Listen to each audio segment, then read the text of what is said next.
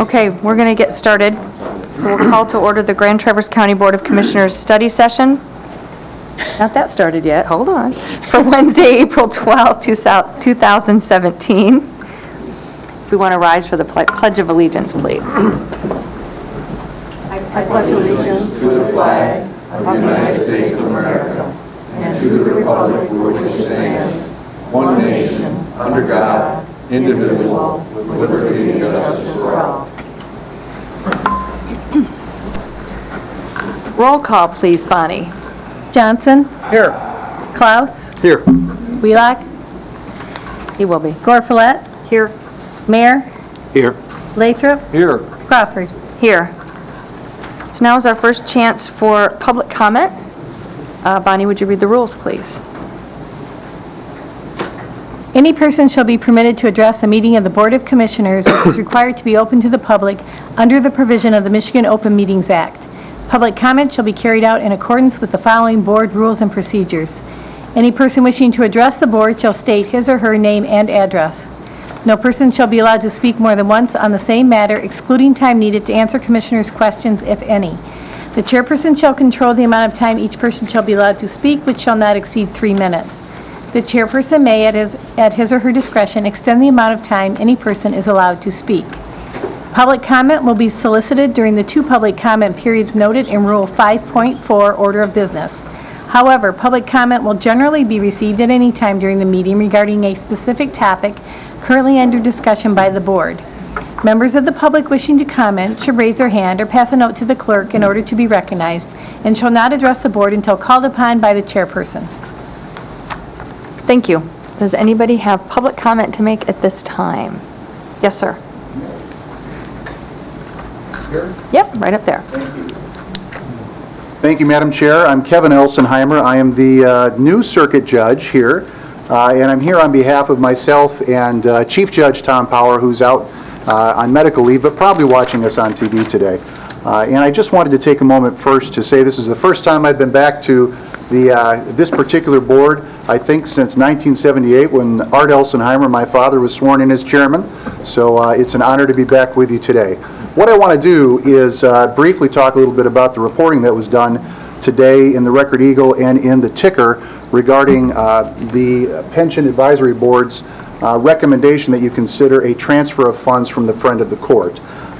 Again, we just found out about this morning. No one has communicated with our office about it. Had that been done either through the administration or through the Pension Advisory Board, we would have made a couple of points that I think it's relevant for you to consider. First, I want to let you know that this fund, the 215 Friend of the Court Fund, as we call it, as we show it, is $1.2 million. There's been reporting that it's $1.4 million. I'm not sure where that number comes from.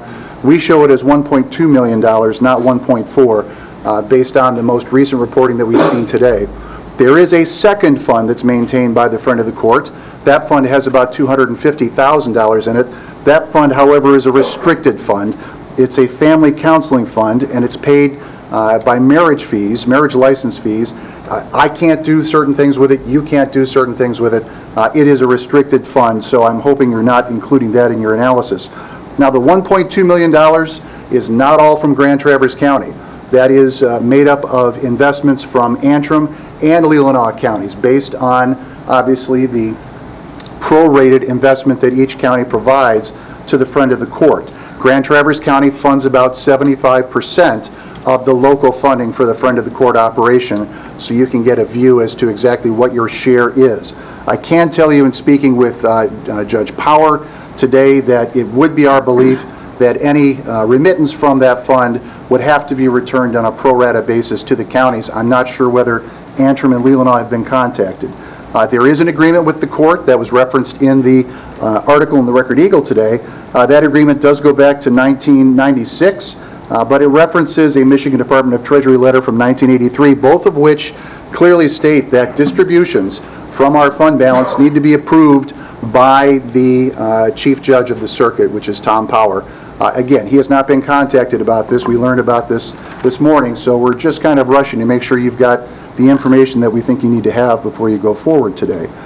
I want to also talk quickly about the budget. The Friend of the Court has a budget of about $2 million. 80% of that is federally funded. That means that a large portion of that fund balance is also federal. Those are federal dollars. We're not sure if there are restrictions regarding returning those dollars or not. Again, we just found out this morning. We're trying to determine that so that we can get you good information. You can continue. Lawyers can't even start in 3 minutes, for God's sake. No, you're fine. Just go ahead. I can However barely much get through time you need. hello. And you were It's talking fine, sir. fast, too. I'm trying. You're fine. Thank you, Madam Chair. I appreciate Yeah. that. And just a couple more quick points. Of that $2 million, the 3 counties in the 13th Circuit pay about $380,000. Again, about 19% of the Friend of the Court operation. Of that $380,000, Grand Traverse County contributes the largest share by far, 75%, about $285,000. That for 23 employees that we have over at the Friend of the Court. So, again, a lot of federal funding, not an unimportant amount, but a rather limited amount overall of our budget does come from the 3 counties. Now, with that said, I want to be very clear that neither Chief Judge Power or I believe that maintaining large fund balances is an appropriate role of government. As Mr. Gilman knows well from his time in the workers' compensation arena as a judge, and when I was director, I was successful in my team enforcing about $200 million in reserves back to ratepayers. So we believe that it's appropriate and timely to go ahead and take a look at the reserve situation. We're glad to go ahead and do that. However, we do have to make sure that we all understand what the limitations are on those dollars, what the limitations are on the distribution of those dollars, and we look forward to further conversations with you about that. So that's it, unless there are any questions from the board. We want to be as helpful as we can, so thank you very much. Thank you, Judge Elsenheimer. Anyone else? Yes, sir.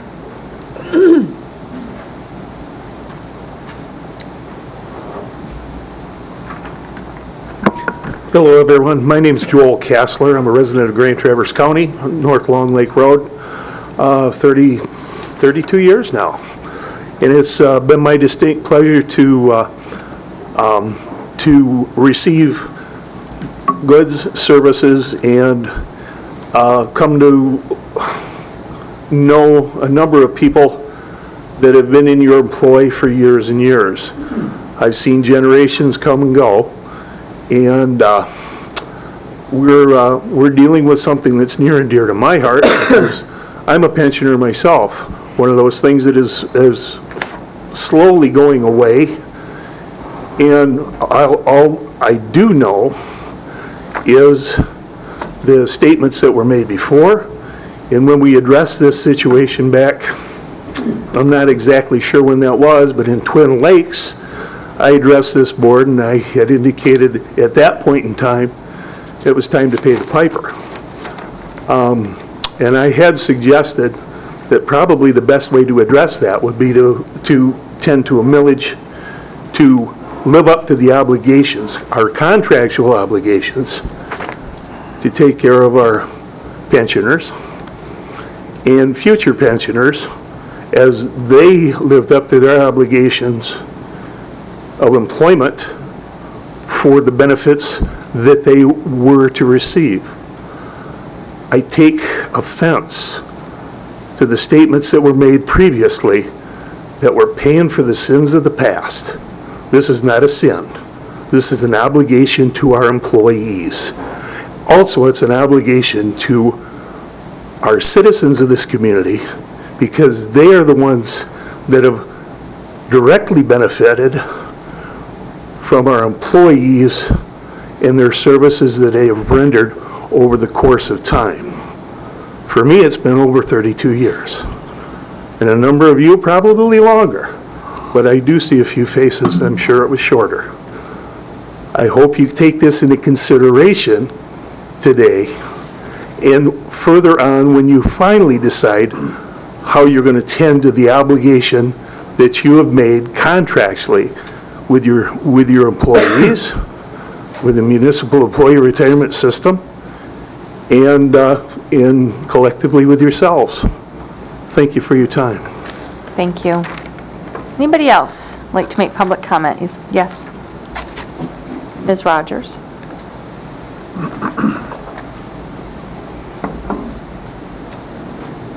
Good evening. I'm Tammy Rogers. I'm the magistrate in 86th District Court here in Traverse City, 3508 Scenic Hills Drive, Williamsburg as well.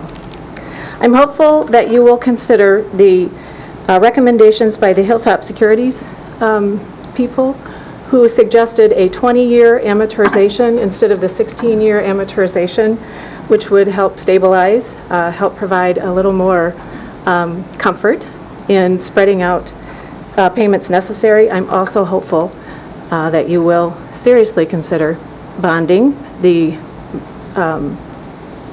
portion that needs to be bonded, if there is any. I'm suspicious that there may not be any.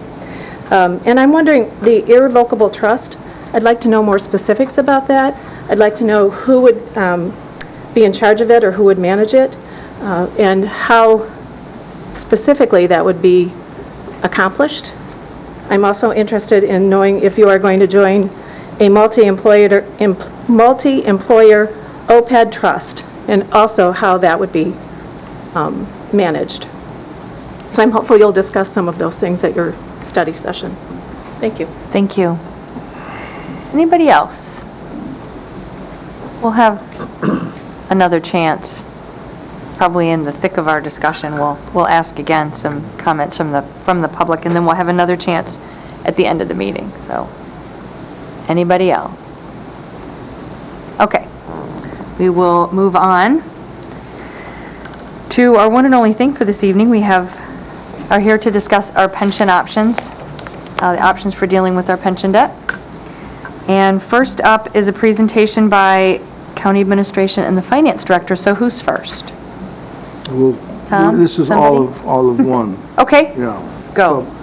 So thank you, Madam Chair, and good evening, fellow commissioners. The charter that we were under was to provide options and information to the board tonight. So I want to clarify that this is not a persuasive presentation. This is an informational presentation, and there's a big difference between the two. We're just providing information for the board to assess and come up with some possible things that they'd like us to explore in more depth going forward. So basically, we thought we'd start out with some terms. The vocabulary is sometimes confusing, so I thought that it would be wise for us to give an overview of some of the terms that we use on a regular basis as we discuss and analyze options available. The defined benefit plan is what we're talking about here, and that is the long-term annuity for employees. The other post-employment benefits is the OPEB, and that's the health care benefit one, but the jargon is OPEB. And then AAV is the annual actual valuation that's given to us in terms of the various changes, in terms of assumptions and longevity and things of that nature. The experience study is basically every 5 years MERS comes up with a study, and they take into account people living longer and those kinds of things, and then come up with a new assessment in terms of what your liabilities are.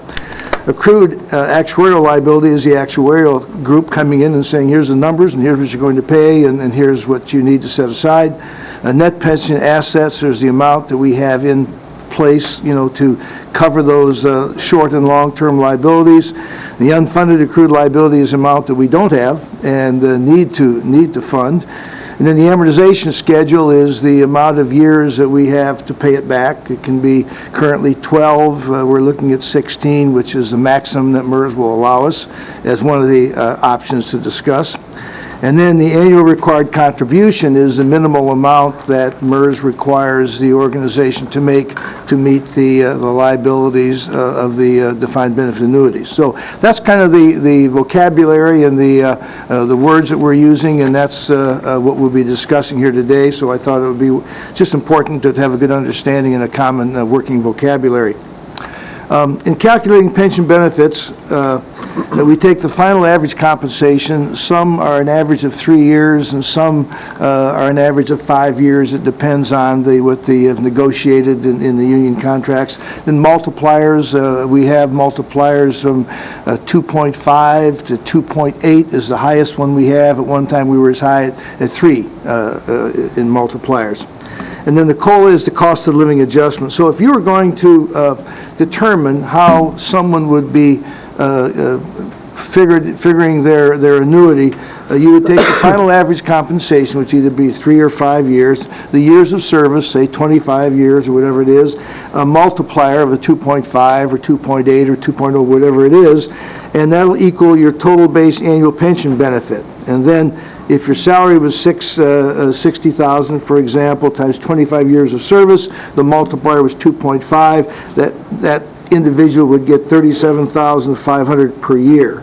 And as you can see, the multipliers, how they would increase each year from 37.5, 38.4, 39.3. So the total benefit over 25 years of a person making $60,000 to 2.5 would be $1.2 million. That's what that individual would get and we'd have to pay for. So just to give you a base of how those things are determined and figured out. Now, the question that's come up a lot is, how have we gotten here as an organization?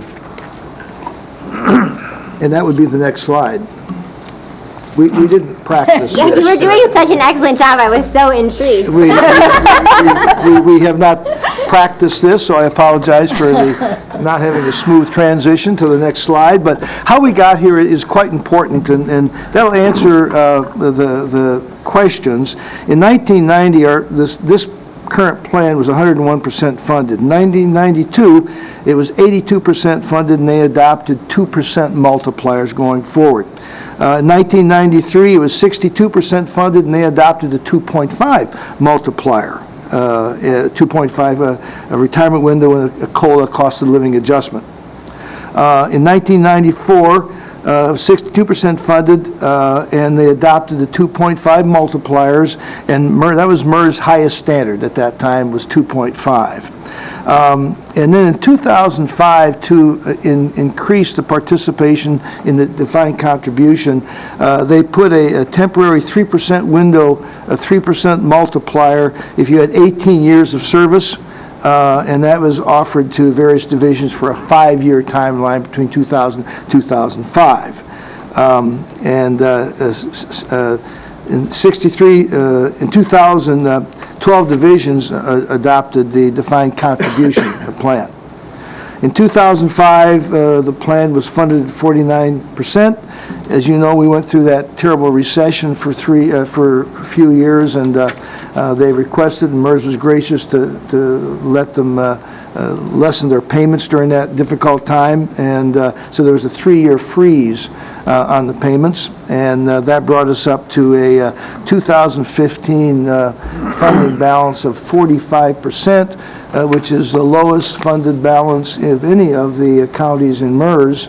And in a Price Waterhouse study, when I did a talk in Grand Rapids at that Midwest conference, they said we really were funded at 32% if we used a realistic evaluation of not a discount rate of 7.75, but I think they said it was really 3.59. So that was the first study outside of MERS that I'd seen, and they said that everybody was underfunded. They said if you're 70% funded, you're really 45% funded, you're 45, you're 32, based on the discount rate, which they said was more realistic than the 7.5 or the 8% which they use. So that's kind of a historical perspective of how we got here and what happened, and I've never laid blame. I mean, when you're making decisions at those periods in time, there were other variables came in, people thought that was a good thing to do, so they did it. So, it is what it is, but that's why we are in the situation of the 0.45% funded, because of some of those kinds of 2.5 multipliers, 3.0 multipliers, and things like that.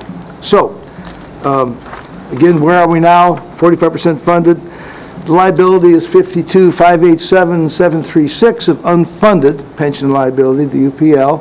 The OPEB was never funded. Last year was my first year here, and I put $250,000 in, and that's $7,704,335, and we did go from $350 to $100 for the health care benefits. We lowered it, and that saved $2.1 million, and we could do that because it's not guaranteed by a Constitution.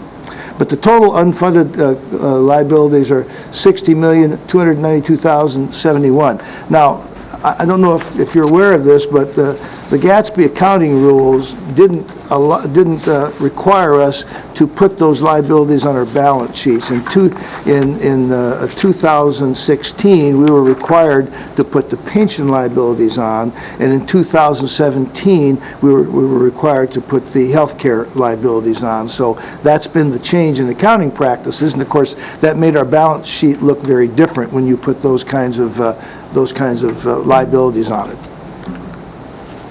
So if you have questions, please ask them. I mean, I want to make this informational and open-ended, and I've told Mike and Chris if they have comments that we certainly would appreciate their input as well. Well, as you can see that the costs are accelerating here, and without any intervention or any change, it's not going in the direction that we want. And so some action will have to be taken. As you see in the green, at the current situation, if we don't do anything, we're going to be up in the year 2028 of over $9 million in pension obligations. And the purple one is the extending it out longer, and that's the 16-year amortization. And for clarification, we cannot do 20 years. MERS will not give us 20 years. They will only give us 16 years, and we have MERS people here, if we contribute 5.150 to the pension plan.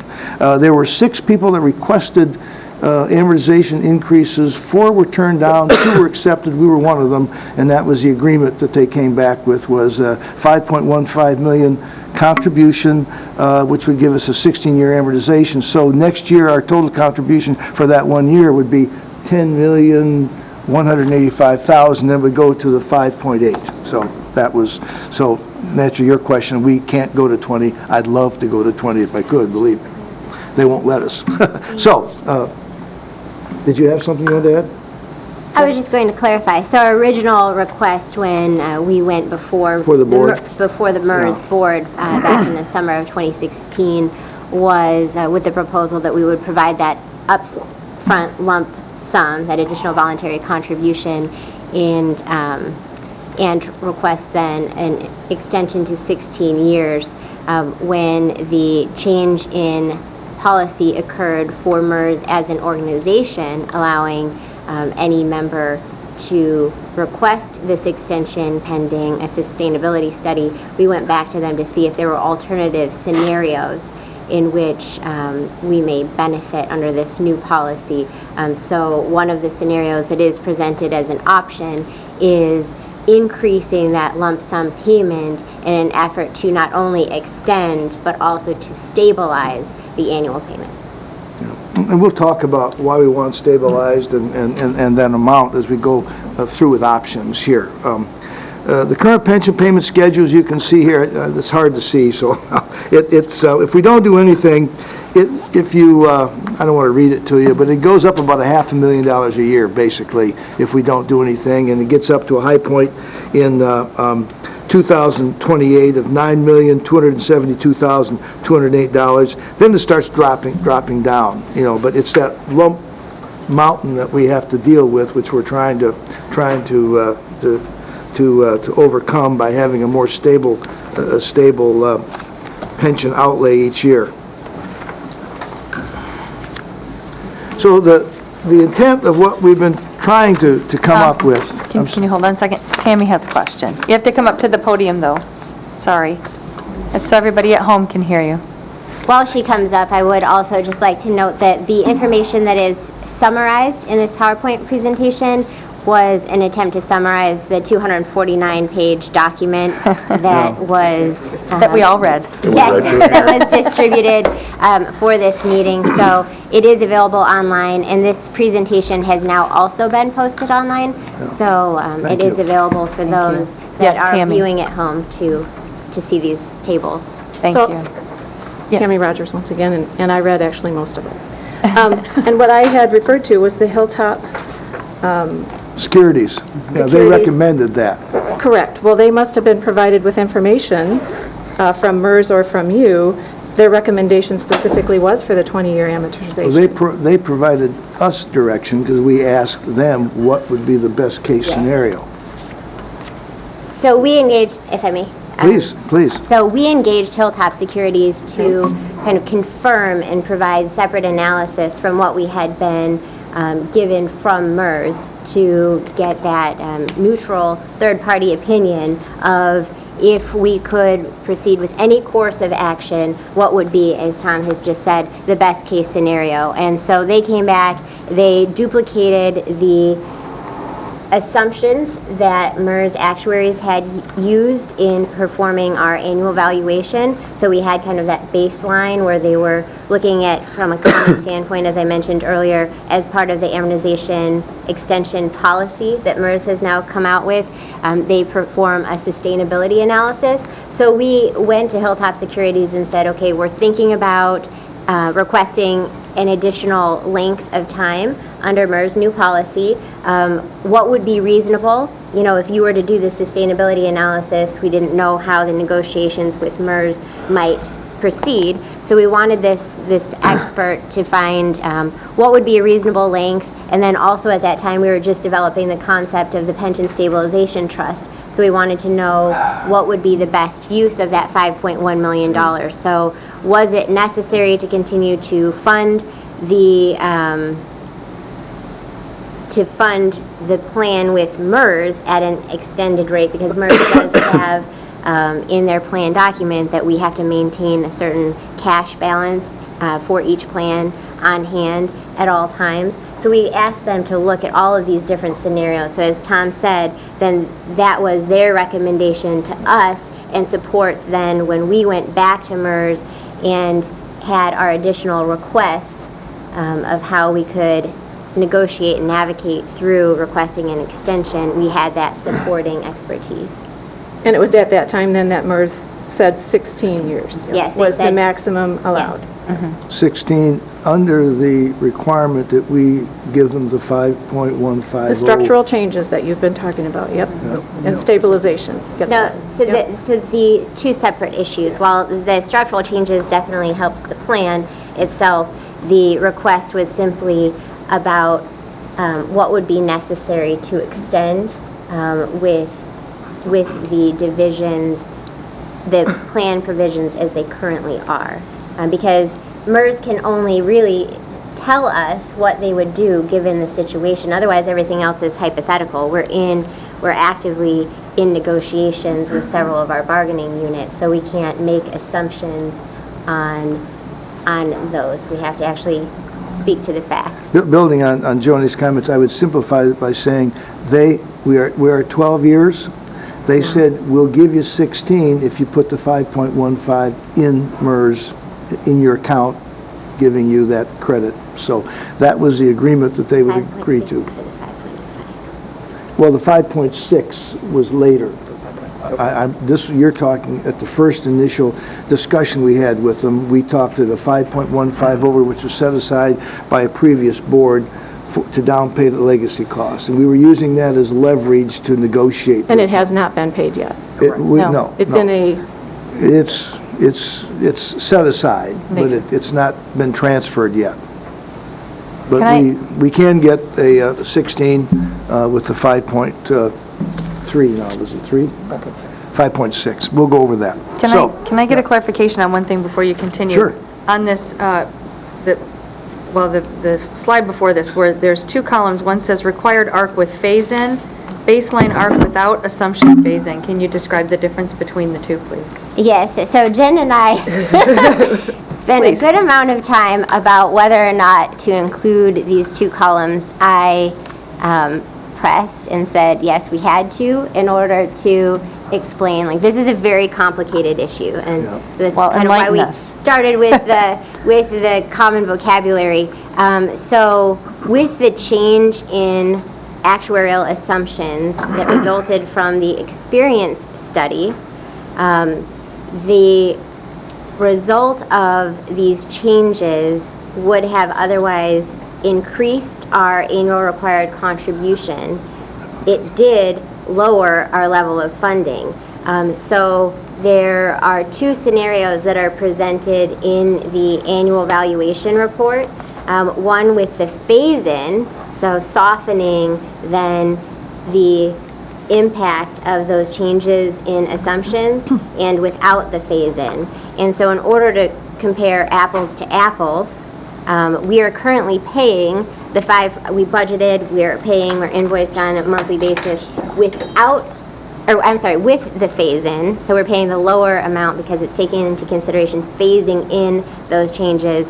But the scenarios that had been provided by the actuaries that follow for the tables of options 1, 2, and 3, I believe, or 2, 3, and 4, however they are in the memo, those were without the phase-in. So there was an underlying difference right from the start. So that was our attempt to be as transparent and clear as possible with where the numbers were coming from and what the underlying assumptions were. Okay. Okay, Does that answer your question? pretty much, yes. Okay. Okay. On the pension stabilization, any other questions on that one? Pension stabilization plan, this is kind of conceptually what we're trying to do. We were trying to lower the future liability so that we weren't getting this increase on a regular basis, which was hard for us to handle from a general revenue perspective, and increase the total plan's assets more through the additional voluntary contributions. An example would be Commissioner Klaus's idea of the land we sell would go into an irrevocable pension trust that would be used to down pay legacy costs. So that kind of additional money. And then stabilize service level through affordable payments. So the issue is we have this increasing obligation each year, and we were trying to say if we could get like a 5.8 million consistently over time, that would help us in terms of planning around that consistent number. But we all know that the world we live in a global economy, it's very difficult to project out for 16 years. The volatility of the marketplace makes it very difficult. So if we had that irrevocable pension trust and were able to fund that to some extent, if a year came when the markets weren't performing as well, and they said, as they would do, they have the option of doing that, saying, well, you're short $500,000 this year, we could go to that trust and put that additional funds in and keep that 5.8 million to have that consistent obligation, allowing us then to plan for some needed infrastructure investments in the organization. So that was the concept behind it. And that's the stabilizing service through consistent, affordable payments going forward. So that's the premise of what we based it on. The next one is looks at the require employee contributions of active defined benefit employees. It is an acceleration of about $500,000 a year. When you look at that from the perspective of this year, we will get additional revenues coming in through property taxes of around $600,000. So if nothing changed, $500,000 of that $600,000 coming in would leave us $100,000 left for additional expenses or any other kinds of projects, inflation, things like that. It puts us in a cash squeeze. That's just not enough to keep the operation running without having cuts. So that's the basic word that comes out of that. As you can see, the increase, but it's about $500,000 a year over time up until that 2028, and then it starts dropping back down at 1.419. So option 3 is what we've been talking about, is contribute an additional $5.6 million in 2017, extends the schedule to 16 years, and we request a stabilized payment as best we can from MERS for 16 years. The first year, that would be about 5.7, then we'd also do the 5.6 additional million for about 10.7 for that 1 year, and then we'd go to the 5.8 going forward. So that's how those funds would be used. Option 4 is to establish the stabilization trust, and that's the irrevocable pension trust, which means it cannot be used for anything else. It's not been done in Michigan before. They've had the OPEB trust, irrevocable trust before, but it's never been done in the state of Michigan. So we've explored that. We think from what we've been told, under state statutes, we could do it. It's not that it's against any of the state statutes. It's just never been done before. 20 other states have done it. So it's not a new concept. It's just it hasn't been done here before. So that would allow us to put additional funds into that stabilization trust, and it would be only allowed to be used for legacy cost reduction. That's what that would do. And as I mentioned in a previous slide, that those assets would be set aside for future changes in funding levels. So if MERS came back and said, like adjustable rate mortgage, we didn't make 7.75 this year, we made 2, we're short, we need to have some additional funds, we could then go to that vehicle, take that money out and put it in and keep it the 5.8 rate that we want. And then we would determine the circumstances which assets may be transferred, and I think someone answered that question, but what would be the criteria for allowing funds to be moved from an irrevocable pension trust to the MERS account? And that would be set up. There's plenty of boilerplates out there. It could be 20% request above what you're able to pay for, but that's something to be worked out. If there was an interest in exploring the irrevocable trust, we could then come with some boilerplates of what others have been set up and some of the criteria they've used as a basis for kicking money from the trust into the MERS account. So that's one option for. Bonding, which has been discussed before, and we just put kind of pros and cons. We're not making any conclusions here. This is going to be open for discussion, of course, and Mr. John Axe has been kind enough to come up, and he's going to give us some additional information. I think he's been here before talking to this group, and so he's been very gracious on giving us information, returning our calls, and is kind enough to come up, and we can have him discuss that in more depth. The Pension Board did not recommend the bonding option to this board, but we felt that everything needs to be on the table for discussion and analysis, and so we're happy to bring that. It does push the debt out.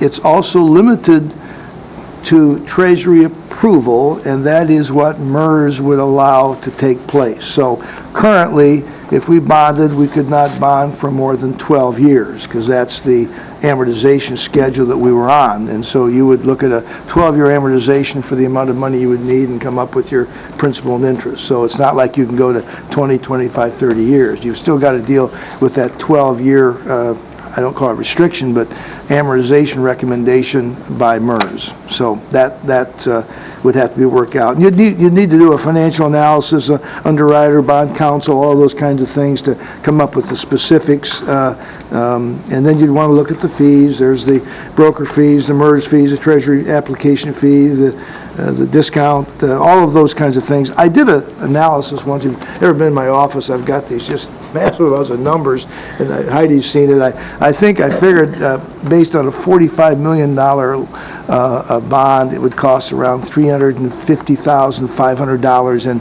upfront fees to get that going. And that may change, but that was my analytical calculations on what it would cost. And I think I probably got those talking to John, because I've talked to him a while ago, and he was very gracious to give me some of the background of what was needed and what some of the cost ramifications would be with that. So thank you again for being so gracious with your time. So that's something that, as you can see, I don't want to read all that to you, but that basically, there's pros and cons on that. One of the pros is that, you're bonding and you're done with it.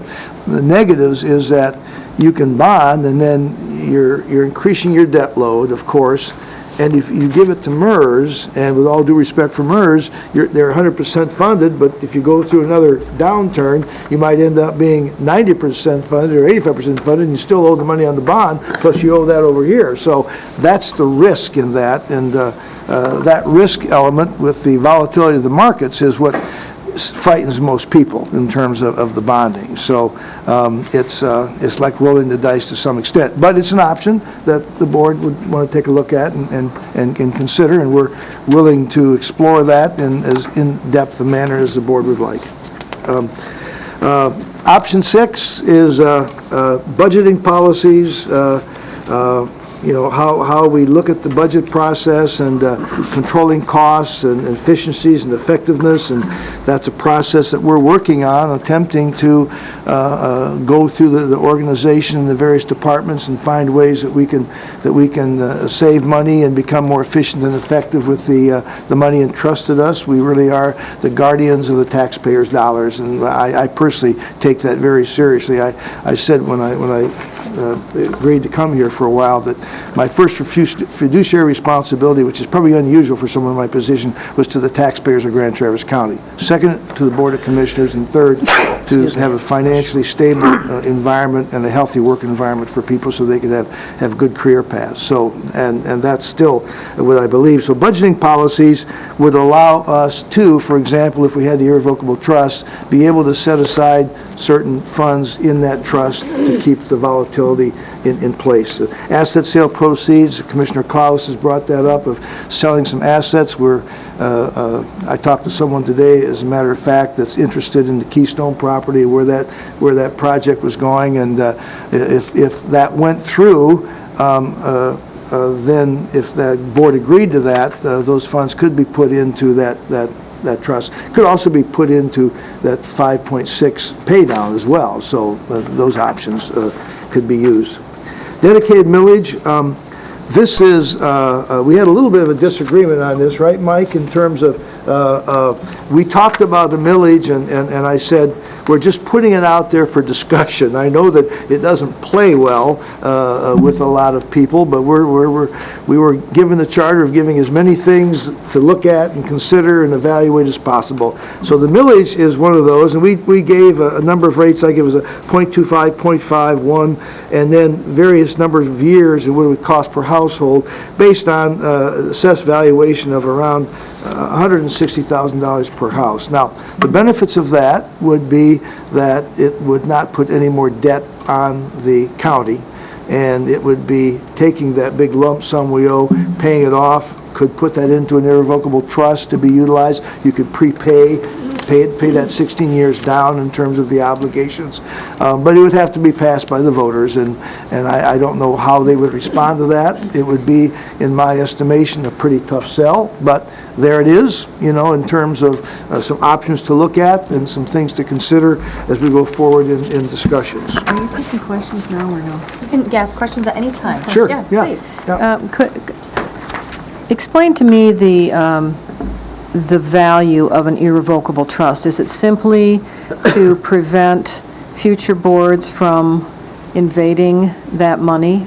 Well, I would Not to never- put too fine a point on it, but... I would never say, I would never trust future boards to make nothing but the right decisions. But what it would do, Commissioner, is it would have a irrevocable trust designated for funds that could only be used for the reduction of pension legacy costs, couldn't be used for anything else. So as I said, basically, you're trying to put money into an account that cannot be used for anything else. That is correct. And my understanding from the materials you gave us was that the investment return on the vehicle that you're attempting to set up would be limited. Well, that To would all be 2%. determined by this board under the charter, the criteria they would give the pension board, which would probably be the one that would be in charge of managing that. Well, that's assuming that we would continue the pension board. That's correct, yeah. Okay. The pension, yeah, it could be done by an ad hoc committee or something like that. The genesis of the idea was to protect the asset base. And so where MERS, for example, has used an 8%, now they're down to a 7.75 discount rate, which is very hard to make. and put you in a little bit of a riskier asset strategy. The intent would be, I hope, would be to use maybe a 5 to 6% return rate, which would allow you more secure assets and less volatility. So that's the conceptual reason for that approach. Thank I you. have a question on that, though, is, and maybe I'll ask Heidi, doesn't an irrevocable trust, does it have different rules as to how you're allowed to invest that money? Absolutely. Or Jody? If I may Anybody? speak to a number of these things. So you are correct, Commissioner Gorflett, about the fact that if it's placed in an irrevocable trust, it would be restricted such that future boards could not access it other than for those purposes or under those criteria or terms that are outlined in the trust agreement. But it also then, the intent would be to accomplish that it allows a place other than the general fund balance to go to, fund balance or operating cuts in a year where there is a market downturn and the next year we have an increased annual required contribution. So by keeping it separate from those net pension assets of the plan, it would not be included in the annual valuation, so it would not impact our annual required contribution and could be kept aside for those years that the contribution increases, as Tom had mentioned, for instance, like 20% from one year to a next. So instead of having to cut $1 million out of the budget, it could go there. Actually, my question was, are there restrictions on how Oh, those funds yes, that I'm are set sorry. aside are So- allowed to be invested? Yes, Yes. so currently with the, so Chris and I have been working with Miller Canfield on the matter of the feasibility, our legal authority to establish this trust. Currently, the trust would have to be established pursuant to Public Act 20, which then technically wouldn't require any sort of external trustee because it's to be invested as with general fund dollars, and the county treasurer, for instance, could be responsible for maintaining those assets held within the trust. I do know that there is at least one large municipality in the state of Michigan that is actively and aggressively pursuing the same concept and is also aggressively pursuing the ability to invest those assets in securities, for instance, with IRS Section 115. But that really would be then the desire of the board, the recommendation of the Pension Advisory Board to whether or not those would be pursued.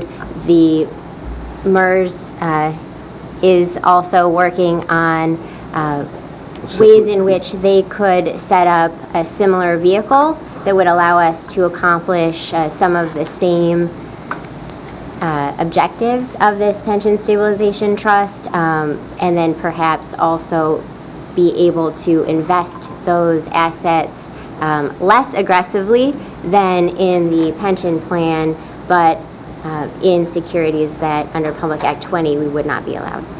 But the assets in your latter comments would go into MERS. They would not be held by ourselves. They would Correct. go into MERS. They would just have a more conservative investment strategy, and then they would do the investment based on that. Thank you. Another option is the hybrid benefit plan, and we've talked to MERS about this, and they're not recommending that. They have recommended that for bargaining units to close plans and move on, and that's what I think has been utilized. Is that correct, or did I misstate that? Because I was told that the hybrid plan wasn't really something that MERS was recommending, and but it was just for specific cases, and we closed our defined benefit plans in December of 2015, so we don't have that, so that's not really relevant for us. And then the other issue that we've discussed, I'm sorry, did Maybe you? she hasn't I'm answered, and if sorry. you have to answer, you have to come I'm up to the sorry. podium, if you don't mind. Thank you. So everyone following along at home can hear you. Sure, thank you.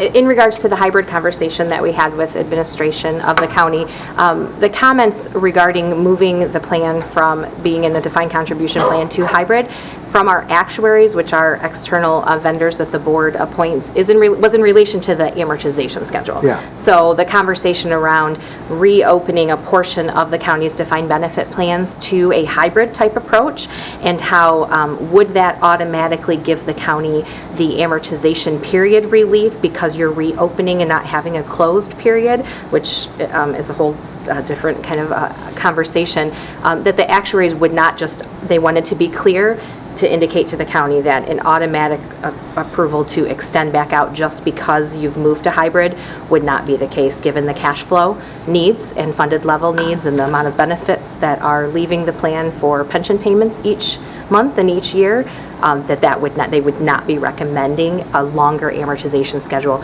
just merely due to reopening the plans to hybrid, that was not a recommendation. I have a question. Yes. I've heard the word hybrid, and I've heard the word bridge. Are they synonymous? No, they're No, not. they're different. No. That's two different things. Go ahead. Yeah. Okay, A thank hybrid you. plan, a hybrid plan is a qualified 401A pension plan. It's a combination of a defined benefit component that the county, just as Mr. Menzel and the team walked through in relation to how the defined benefit plan works, how you multiply these three things together and you get kind of an annuity payment. And it's paired with a 401K, which again, it's still an A in the public sector, they're 401As, but a participant-directed side to it. So you have kind of a framework of an annuity side, and then it's coupled. It's partnered with a defined contribution component, which the majority of the divisions of the county have today, and it forms a hybrid. And it's a very growing type of plan across the country, across the state, in interest, because it is kind of that meat in the middle. Bridging, the concept of bridging and bridging benefits that the county administration has talked about is in relation to the current actives that are in the defined benefit plan today, and bridging what they have accrued up until today, and then beginning tomorrow, bridging that benefit to something different. The Michigan Constitution doesn't let us go backwards, but they do let us adjust on a moving forward basis, and that concept of bridging is our really creative way of making it sound fun, right? It's just kind of freezing what's been accrued, start bridging it to a future I get it. accrual. Thanks. So, That yeah. has been a concern, and I think in some cases a misunderstanding, that anyone who has been in a defined benefit plan, it cannot go backwards. All it's doing is reducing the liability going forward. Correct. So, Absolutely. December 31st of 2016, if you had a 2.5, a 2.8, whatever, you have that. Correct. It cannot be taken away under constitutional law.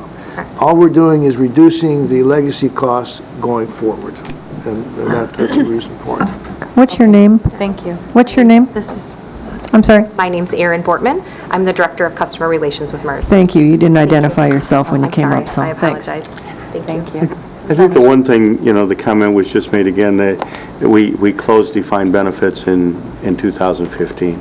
We need to remember that we closed defined benefits with the exception of one group of people in 2001. Yeah. I see a lot of comments in the paper in different places about the county should change their program. We changed our program in 2001 with the exception of the circuit court units. Yeah. Everyone else, for all new hires, were changed in 2001. And, there was no way then or now that we could take current employees that had a defined benefit program and make them change. Many of our current employees in 2001, probably 75%, actually did make the change in 2001, 2002, or 60%. There was a huge majority of them that actually made the change back then. So, In 2005 was another incentive to make the in change. 2005, there was another incentive to do it. But the bottom line is, we keep getting discussions about we just closed our defined benefit, but we closed it for the vast majority of county employees, 15 years ago. Yeah, well, that's a good point. We will restate, we just closed the last one, which was the only one left, you know. But the point is, you know, there's still that perception out there that we're still allowing, Right. we've allowed this to perpetrate, but we truly made significant changes in 2001. I can't even imagine where we would be if we hadn't made those decisions at that time. You know, the economy and the returns on the monies Yep. since then, you know, I can't even believe what the number would be.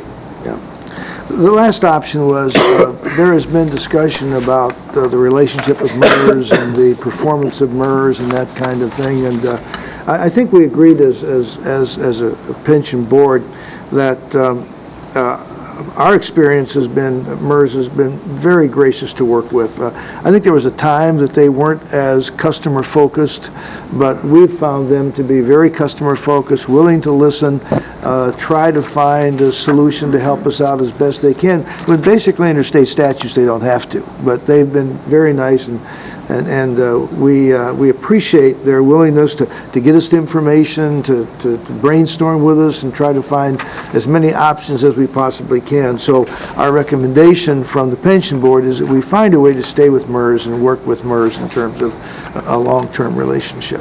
So, yeah. Mr. Radu, you can step up if you'd like to.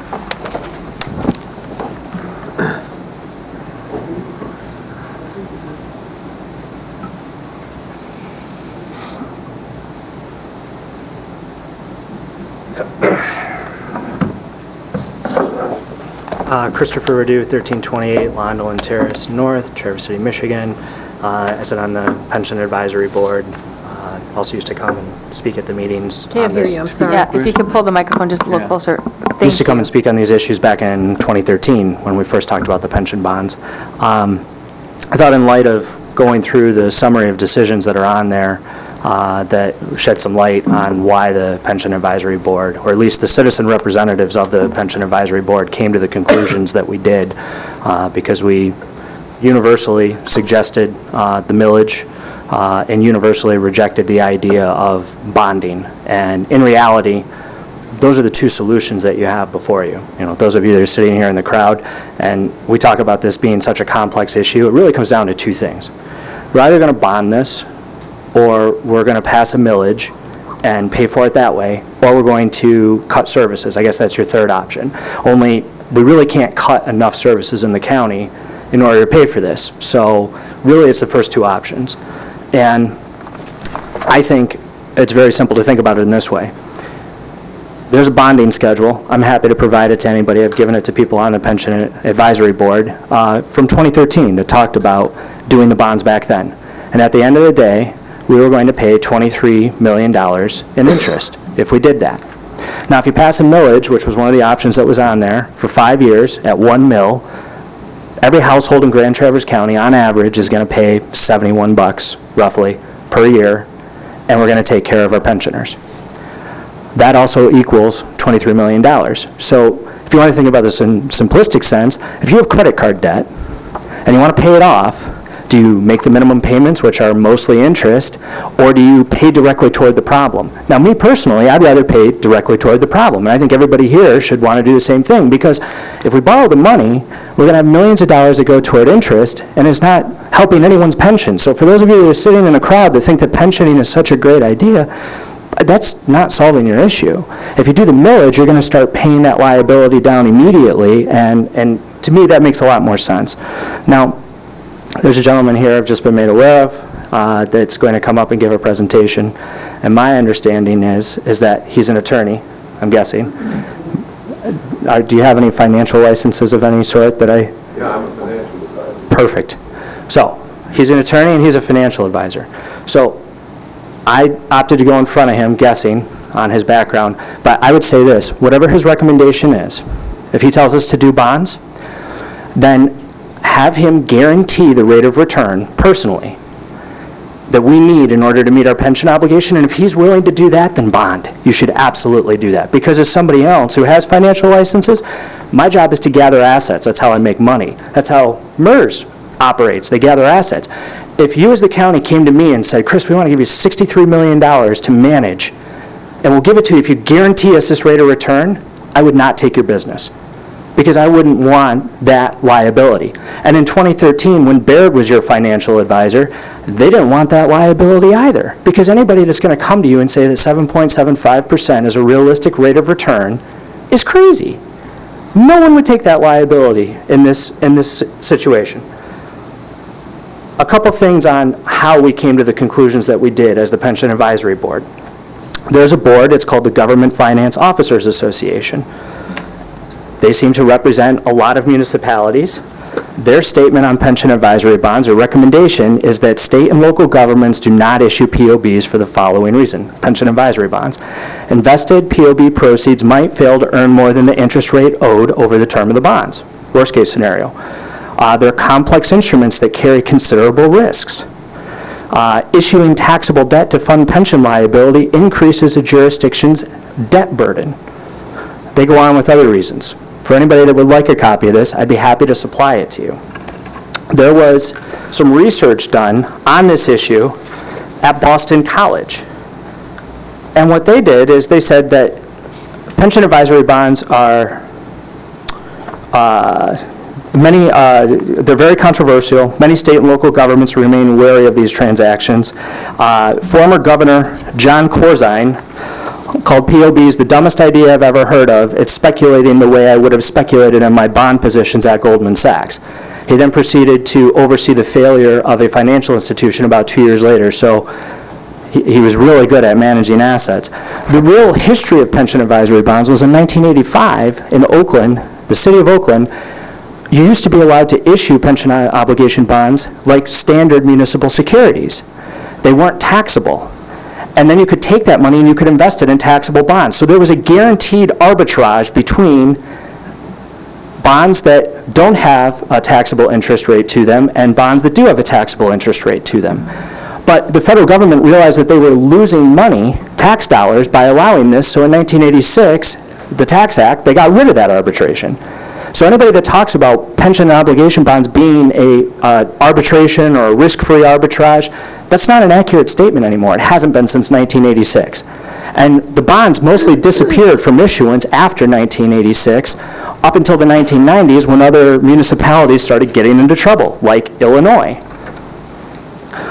This report, which again, I'm happy to supply to anybody, says that a lot of the success depends on timing of issuing of the bonds. So our market is just off all-time highs right now. Probably not a good time to risk putting money in, and also flexibility. So you're going to hear Oakland County given as an example of, hey, this is where this works. It's going to be the probably one shining example that somebody's going to use of where this works. Oakland County isn't in MERS. And if you aspire to be like Oakland County, you should know that they use a risk-free return of 7.25. So right now, we're pricing our obligations, and that's in their financial reports, which I'm, again, happy to provide to anybody. So if you want to be more like Oakland County, well, then, gosh, we should be funding that 7.25 instead of 7.75 assumption. Or we could be like Moody's, who has said that they're going to start rating pension obligation bonds at the equivalent of the AA taxable bond rate, which, guess what, happens to be exactly what Grand Traverse County is. So if you're going to do that, you're looking at 5.5% or lower, and I haven't seen any evidence where anyone on the board wants to do 5.5% funding. So aside from Oakland County, which has the flexibility, they manage their own assets, and their allocation is vastly different from MERS at this point. It's actually significantly more conservative, which is another reason why they have a lower assumed rate of return. But they also have the ability to control their destiny in that regard. The examples that MERS gave, they had a conference up here in Grand Traverse County for their 70th anniversary, and they brought 2 areas out that did pension bonding. And Mr. Axe's report, from what I can tell, is going to cite these as well. One of them is the city of Bloomfield Hills. So the city of Bloomfield Hills went through the exercise of issuing pension obligation bonds, and they told their citizens the same thing that a lot of people that I hear Grand Traverse County talking about, like this is a solution, it's going to make the problem go away. 1 year after issuing the bonds, Bloomfield Hills went from being 100% funded to only being 92.2% funded. And over a 20-year time frame, which is what they issued their bonds for, that's what their amortization schedule was allowed to be, and of course ours isn't because we're significantly worse funded than they were at the time, but they expected to save somewhere between $4 to $12 million in total. After 1 year, they were already $2.7 million in the hole. So 4 to 12 is the expected total savings over 20 years, and in 1 year, they're 2.7 in the hole. Guess what they're going to have to do? Come back to their taxpayers or issue more bonds. Allegan County is the second example that MERS gave, and this presentation is available. If the MERS people don't have it anymore, I have a copy of it. I'd be happy to give it to you, or anyone else for that matter. Allegan County was the next one.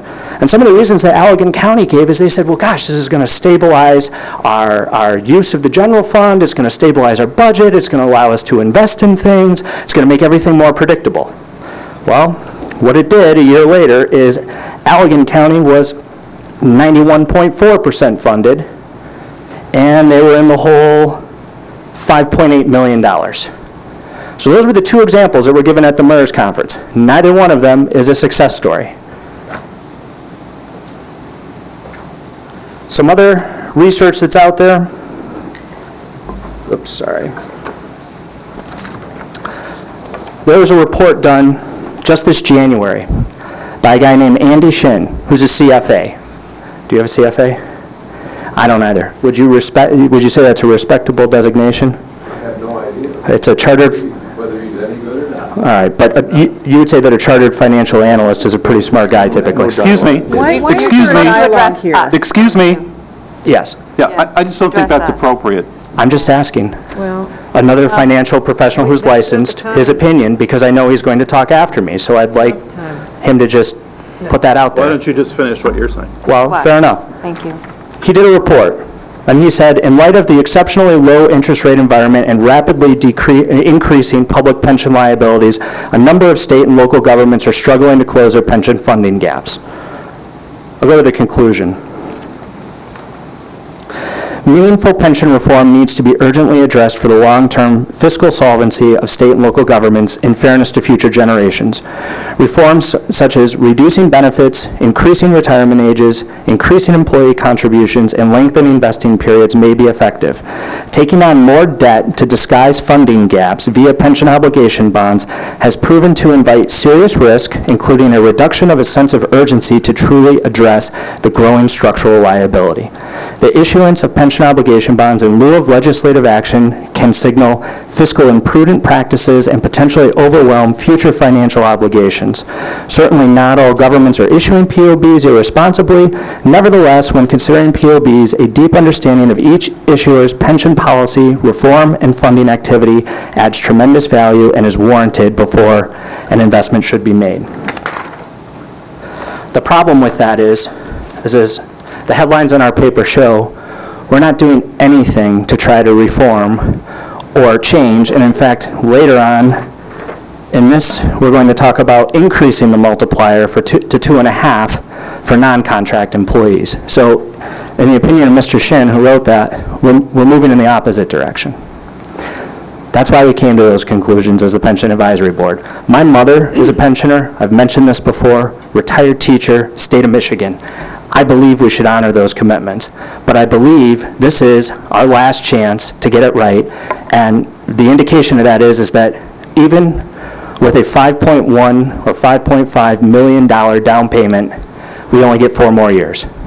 So the amortization schedule extensions, they're over.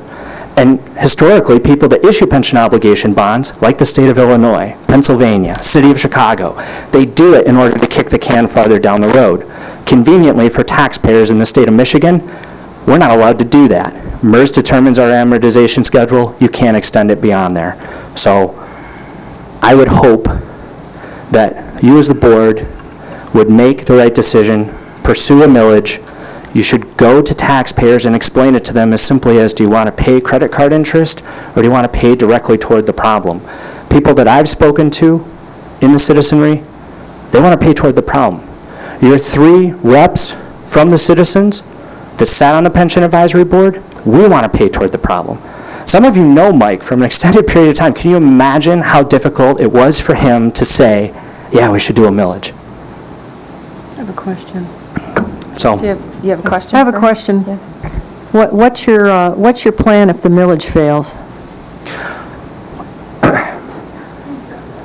we should not be approaching it as though the millage would fail. You have to. In our business, we have to have a Plan B. You're hinging our entire solution to this very complicated problem that has been kicked down the road for a long time to the voters saying they want to step up and pay a millage. What if they say no? What's your Plan B? Then I would tell you the same thing that I told Carol at our Pension Advisory Board meeting.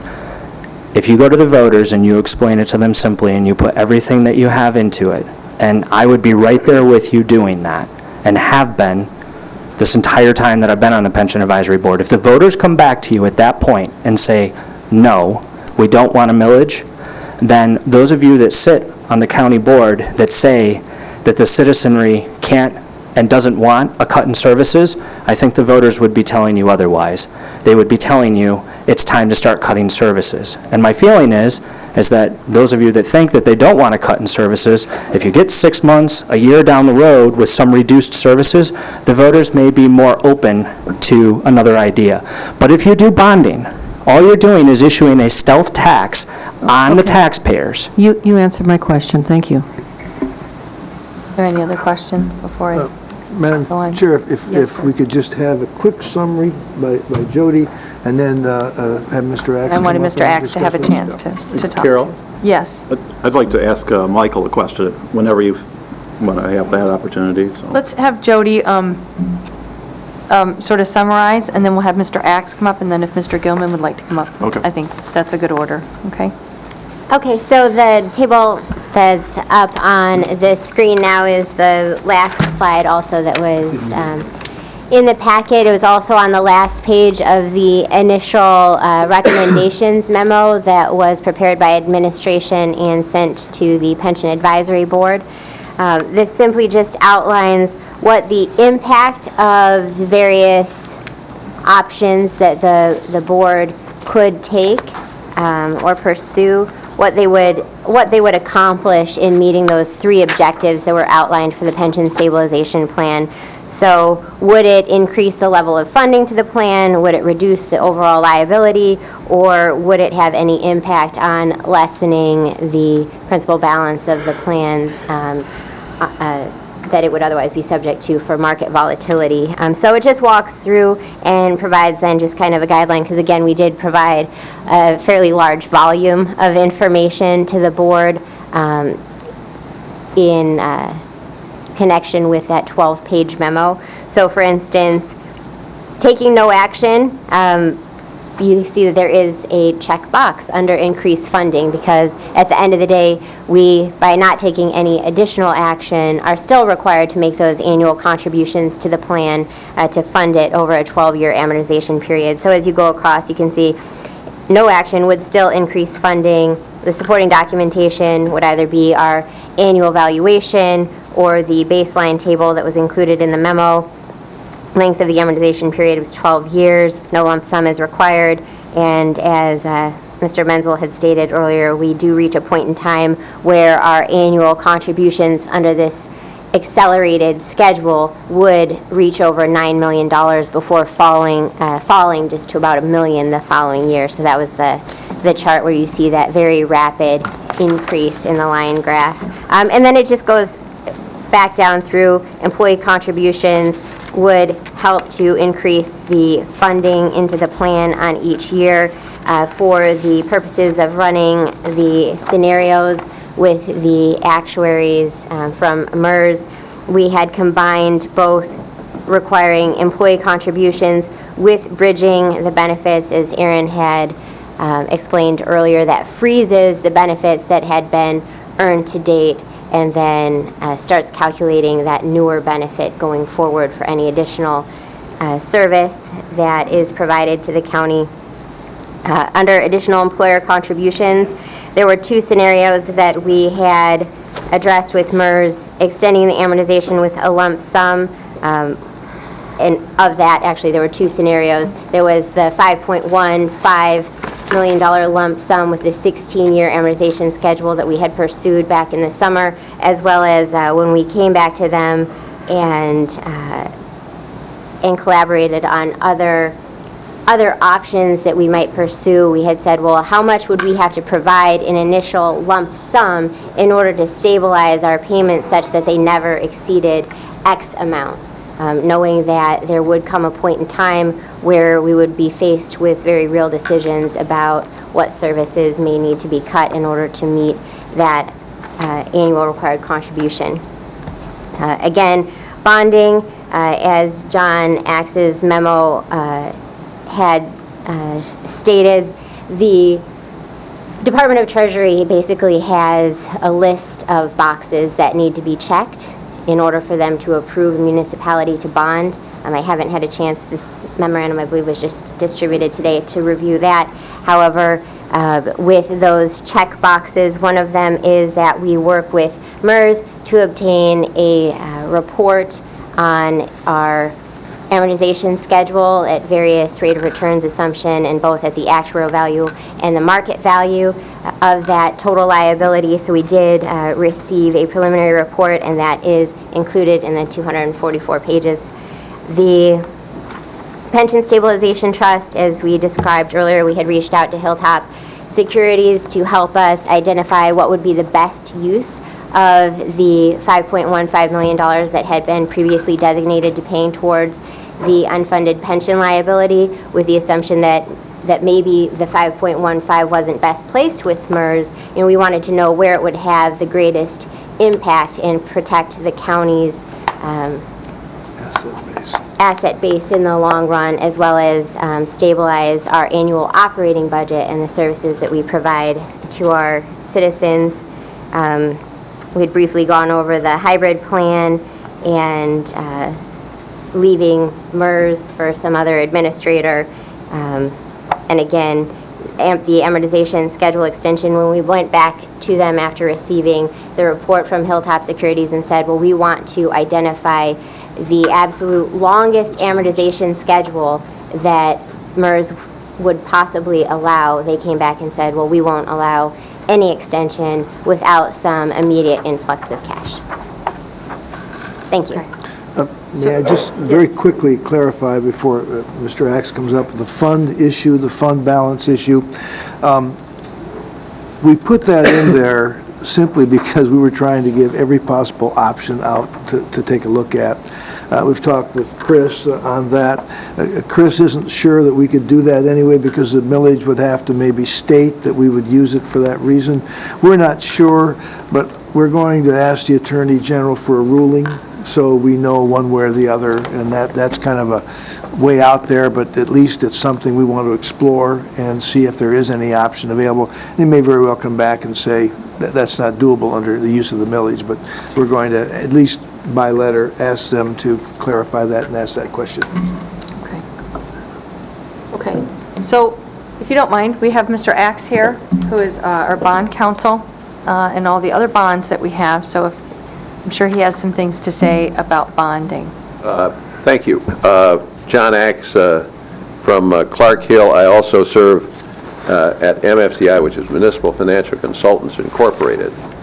I do not sell securities, but I am a licensed financial advisor. I think there are only 2 or 3 bond lawyers in the country with that dual status, because most bond lawyers only do one or the other, or financial advisors. I happen to do both, and I've represented this county ever since the 1970s in each capacity.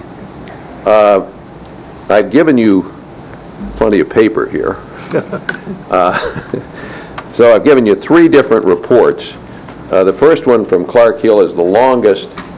That discusses the history of what you've done, really, up through 2013. But I think one of the more significant things, which is in the report, and it's actually in the other report too, is the list in Appendix 2, which is the list of the issuers who have issued either pension or retiree health care bonds. There are 23 of those. None of those had been issued when I was up here in I'm sorry, I was up here in 2013. The first of those issues actually occurred later that same month. It is, I think, significant. There's a lot of discussion that is going on about, well, bonding is dangerous. Well, the reason I guess that they suggest that bonding is dangerous because if you issue the bonds, you then have to pay the money back. I don't think I've heard anyone in this room say, including the gentleman who was just up here, that he doesn't want you to pay the pension liability. You have the debt already. You just haven't come up with the money to make sure that it'll get paid. Once you put it in, you are no worse off than you already are with the money that you've been putting in. Either you shouldn't put a nickel in because it's risky, or you should somehow dream up another system, but don't fully fund it. When I was here in 2013, I gave you a suggested, and it was only an estimated, a set of results. The third document that I gave you, which I would have given you earlier, but I didn't get it done until this morning, and it had to be typed up.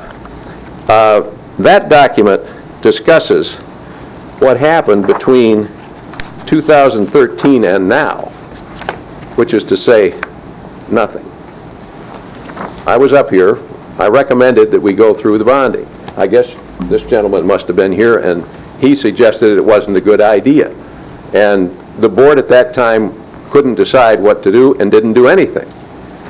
You could take the same approach if you like. If you look at what happened, though, it isn't a really great deal.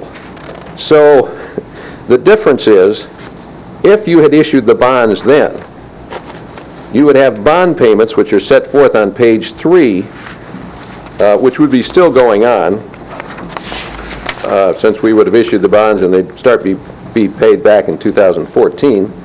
And the total bond payments would have been $63 million and some change. That's principal and interest. You didn't do that. So here's what your actual and projected amortization payments are at a 7 3/4%, which is the most gentle one. If you were to lower your expectations on that, it'll be a lot higher number. That number is $96 million. So by not doing anything, you're $30 million worse off. Those are real numbers. You didn't do it. That's all. That's a simple answer. If you don't do anything, you will be much worse off. But if you don't fully fund, you certainly haven't solved the problem.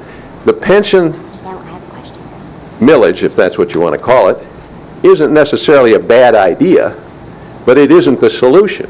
If you want to do a pension millage, I mentioned that in my report, you could do that in conjunction with the bonding and use the money to call bonds after 7 years, because the bond issues I do are callable after 7 years. Now, the brokers don't like that much, and they'd rather have you go 8 or 12 or 15 years. I put 7 years in there for a good reason. Interest rates, if they don't go up at all, sometimes they go down, sometimes they go up. If they don't go up at all, those bonds will always be callable because of the time value of money changes, and the shorter the issue, the lower the rate. My suggestion is, I think you should bond for the simple reason that you haven't really any other solution. The millage won't get you all the money. It will get you some more money if the voters approve it. I don't know whether the voters will approve it or they won't approve it, but we won't find out for some time. I mean, the earliest you could probably get that on the ballot would be this November, and if you put it on the ballot as a regular election, that won't be till next year. So you've now kicked it down the road at least another year. And then when you collect the millage, you're not collecting it all in 1 year. You're going to collect that over a period of time. That's not going to be a 100% solution at all. That's a partial solution. We've tried partial solutions here before. They don't seem to work too well. I think establishing an irrevocable trust is a great idea, but I don't think it's a good idea to establish such a trust and then say, well, only invest it in stuff you can invest in Act 20. That doesn't make any sense. You can already do that. The only reason anybody has any of these trusts is because they have the ability to invest in stuff that will yield more. Now, I'm not suggesting that MERS is the best investors around. I mean, they're what they are. I have been just told that I happen to be lucky enough to represent issuers who are really great with their investments, and therefore they're much better than MERS, and therefore we shouldn't do this because you use MERS. Well, what you could do, and this is what I've actually done for Macomb County, you can take the money once we issue the bonds and put it in a new trust, which is a separate trust, and only take the money out of that trust and pay annually to MERS. Perfectly permitted. So we would have a separate trust. Since you're already only 45% funded, that would mean more than half of your money would be invested in a different trust, okay? Now, you say, well, somebody's got to manage that. Well, they do, okay? We noticed that that can be done. Oakland County is doing a very good job of that. My suggestion, quite simply, is if you're willing to consider borrowing, and I think you should be, I would recommend that rather than hearing from me or from this gentleman who doesn't actually represent anybody who's done any of this, I wrote the statute. I represented Oakland County back in 2007. Incidentally, Oakland County issued their bonds a year before the collapse. By the time we did their refunding, they were able to set aside an extra $150 million because they had done so well between 2007 and 2013. They went right through the collapse and still did okay. They still came out ahead. I would suggest, this might be my suggestion, that before you decide what to do, why don't you hear from some of the people who have actually done it, instead of someone who tells you about what he believes are real horror stories. I think it would be much more useful to have a couple of these people. If you want to ask the people to come in from Allegan County and from Bloomfield Hills, I suppose they'd be willing to come too. And, you know, saying that this program doesn't work because in 1 year you got a problem is kind of silly. This is a 20-year program, no matter what you do, whether you issue the bonds for 20 years or not. It's a long-term program. It always is. I mean, all pension obligations are funded long-term. That's how it works. I would suggest that that's the best approach. I believe that you can use, and there's no question you can create a separate trust for this money, put it in there. That's what we did in Macomb County. That's also what we did in Oakland County. We created separate, these are intermediate trusts. Those trusts keep the money and then transfer them on an annual basis. That's what we're doing. It's working pretty well. I would recommend, this is just a recommendation, you have to decide, I would recommend that you set up another study meeting in about a month. I've already talked to the people in Oakland County, and Lori Van Pelt and or Bob Datto are willing to come up and explain to you what they did. I'm sure I could, if you want me to get somebody from Macomb, I can probably do that too. We'll do whatever you want. I think it's useful. Years ago, there was a company that sold automobiles. They said, ask the man who owns one. Well, let's ask the people who have actually done this. I can tell you what I did. I can tell you what they did. But why don't you actually talk to them? You have to make the decision. It's not up to me. I think the last thing you want to do is not fully fund it. I think you will have a big problem. You've already had a big problem. And I think that you ought to face facts. I'm not against the millage. I think that's a great idea. Put the millage on. Use that money as it comes in. After 7 years, you got enough money, you can call some of the bonds, less interest. Now, he mentioned, he said this is a terrible idea. You have to pay interest. Well, if you earn more than you pay interest, and believe me, even, I haven't checked at either Allegan or Bloomfield because I didn't represent them, but my guess is that overall, you'll discover that virtually everybody that's done this has obligations that they issued at a lower interest rate than what they're earning on their money. I really believe that's true. The Treasury makes you go through 4 or 5 different hoops before they'll even let you issue. I've given you the the earliest issue that was done was I did. That's the 2013. The last issue we delivered 2 weeks ago. I've given you the interest rate on that one. It's lower than it was when I was here in 2013. You can talk about market timing, you can talk about, that's all silly. You need the money.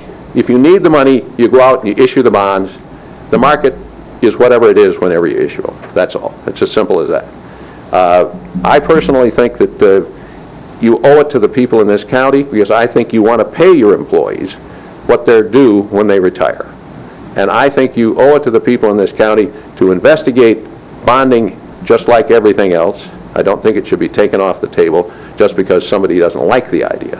I think it should be investigated thoroughly, and that's one way to do it. I'm perfectly happy to work with you, as I have all of these years. You're one of our longest clients. And that's my suggestion. I have a question. Thank you. Yeah, if you could hang And on, I'll take any we have some questions. Cheryl? Are you suggesting that we would bond for the pension and the OPEB? You could. When we originally looked at this in 2013, that was one of the things that was on the table. It wasn't, the final analysis didn't include that because they decided they weren't interested at the time. Also, your OPEB liability is not particularly large. That doesn't mean you couldn't cover it, though, and you easily could. We have done both in other issues. You can do both, no question. Tom? Well, thank you for coming up to our meeting here tonight, and I'm enthusiastic about doing more research, and I don't want to dismiss bonds. I'll give you some. There you go. I don't want to dismiss it as an alternative, because I think it's much too early to do that, and I have not reached any kind of convincing stage that it should be dismissed just because the Pension Advisory Board said so. I think Mr. Axe's idea of having some people who've experienced this directly is an excellent idea. I've looked at the calendar. I think the first study session in May would be appropriate. That's Wednesday, May 10th. I don't believe that that a millage is going to satisfy the problem that we have. It's surely not going to fully fund the debt. That's clear, and I think because that is not really being stated, I think it's confusing to the public that they maybe were under some kind of an idea that the millage would fully fund the MERS, and it's not going to, as far as I understand. It's only going to be a partial. And, I mean, I would always approach everything I was selling with, 100%. It's kind of like running for office. You don't just run for office, you actually put yourself full into it. So if there were a millage, you'd want to go full into it, and you wouldn't want to, say that a millage isn't going to pass when you're actually trying to pass one, but it has a risk. It's not necessarily a given that it's going to pass. And it just takes more and more time, and we get further and further in debt. Time is a wasting. And this is a much more immediate answer, and it's much more positive. The bonding is over the millage. I'm feeling pretty strong about more research and not passing on bonding at this early stage. I don't think that's smart. I don't think it's wise. I think we'll regret it. And I don't take the recommendation of the Pension Advisory Board as the last word on bonding. Thank you. Okay. Bob? I would suggest you do some research. I am. Apparently you're not, because, I mean, number one, it's so disingenuous for you to say the only way to pay these people is to pension bond it out. That is so ridiculous. I got an article right here. Nightmare and Deep, How Pension Obligation Bonds Ruin Dallas Employee Retirement Dreams. They did the pension obligation bonds. They're in trouble. I got another study here. Found it online. Easy to research. Yeah, take a look at these. This is before the pension, I've got this one here where they looked at 20 of the biggest pension bond deals since 1996. 15 of them are in worse shape now than when they started. To me, it's not even worth my time to bring people up here to listen to this because it's not even a viable option. You have to make the rate for the bonds, all right? Then you have to hope that you make the rate of MERS because you're only funded 100% for that one day possibly. Once that market gets reevaluated, you could be less, you could be higher.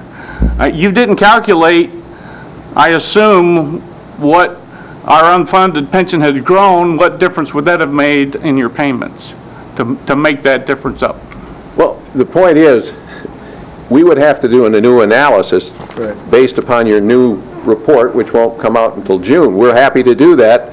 I think if we do that, but I'm not suggesting we do that if you're not interested in pursuing it. But if you're interested, if you have an open mind, now those articles you read are always interesting. You, of course, don't know about the details.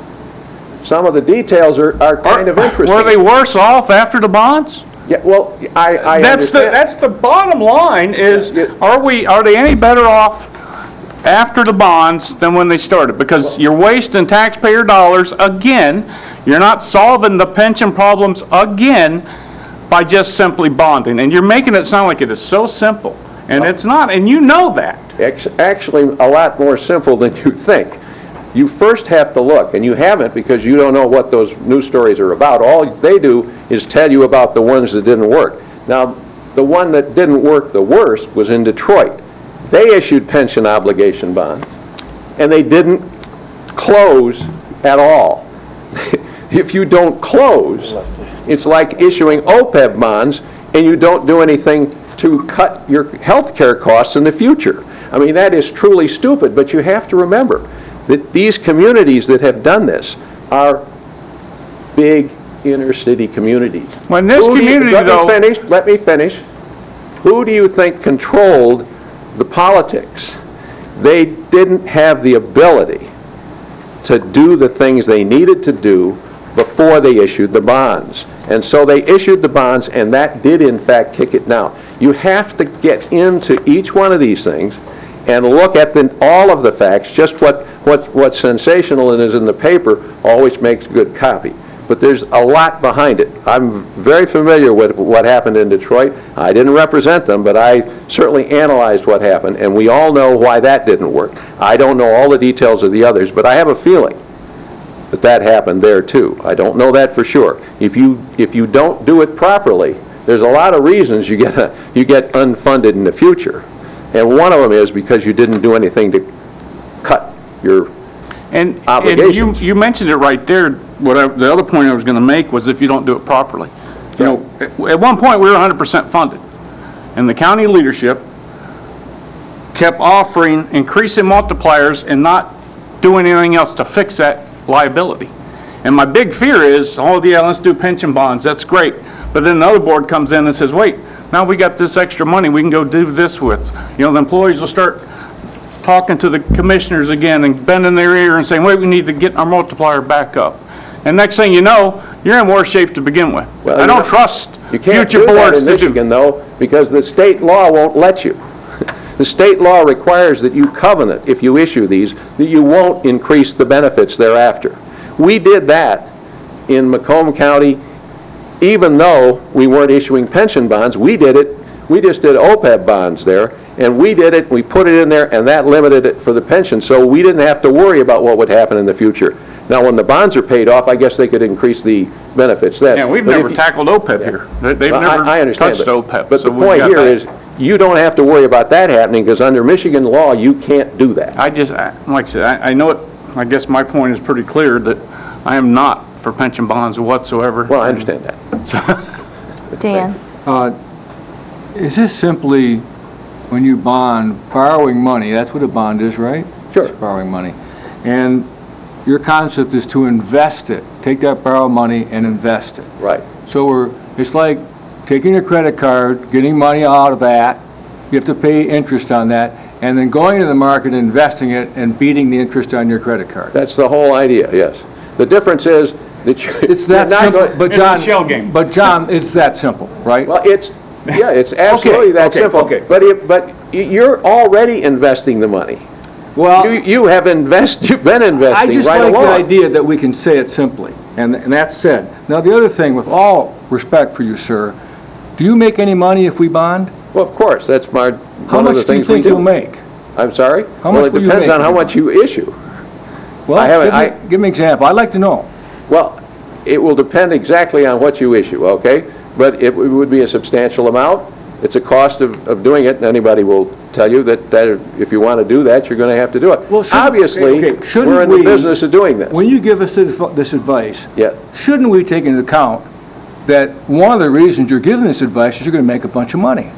Well, if Yes or no? If you think that, of course, you ought to consider that. But you Yeah. ought to also consider this. I've been representing this county since the 1970s. I've given them advice on legal matters and financial matters. And when I do that in a way that I'll be able to come back and talk to you at a future meeting, and you will not throw me out or want to tar and feather me. In other words, I'm not here on a one-time basis. I've been working for this client Sir, I'm not throwing you out, and I'm not saying you're dishonest. I just want to be clear to the public that you make a bunch of money if we do this. Well, of course we will. Okay. We're in business. Anybody else have any questions for Mr. Axe at all? Okay. Current rates, 12% amortization schedule given, current rates, and when you and I talked and were analyzing this, I think in answer to your question, with all of the various costs, I came up with around 351,000. It depends on how much you borrow. And that was on a $45 million bond. Yeah, that's probably not offline. That wouldn't include the bond discount, but the regular costs are all covered. Yeah, I told them all, they're in my office, Sure. I've got them all down, and I well, based it on 45 million. if we were Just look at the option. If we were to come up, I would give you, as a part of anything for you to look at, the cost of issuance, and it would have right in there what all those costs would be. Sure.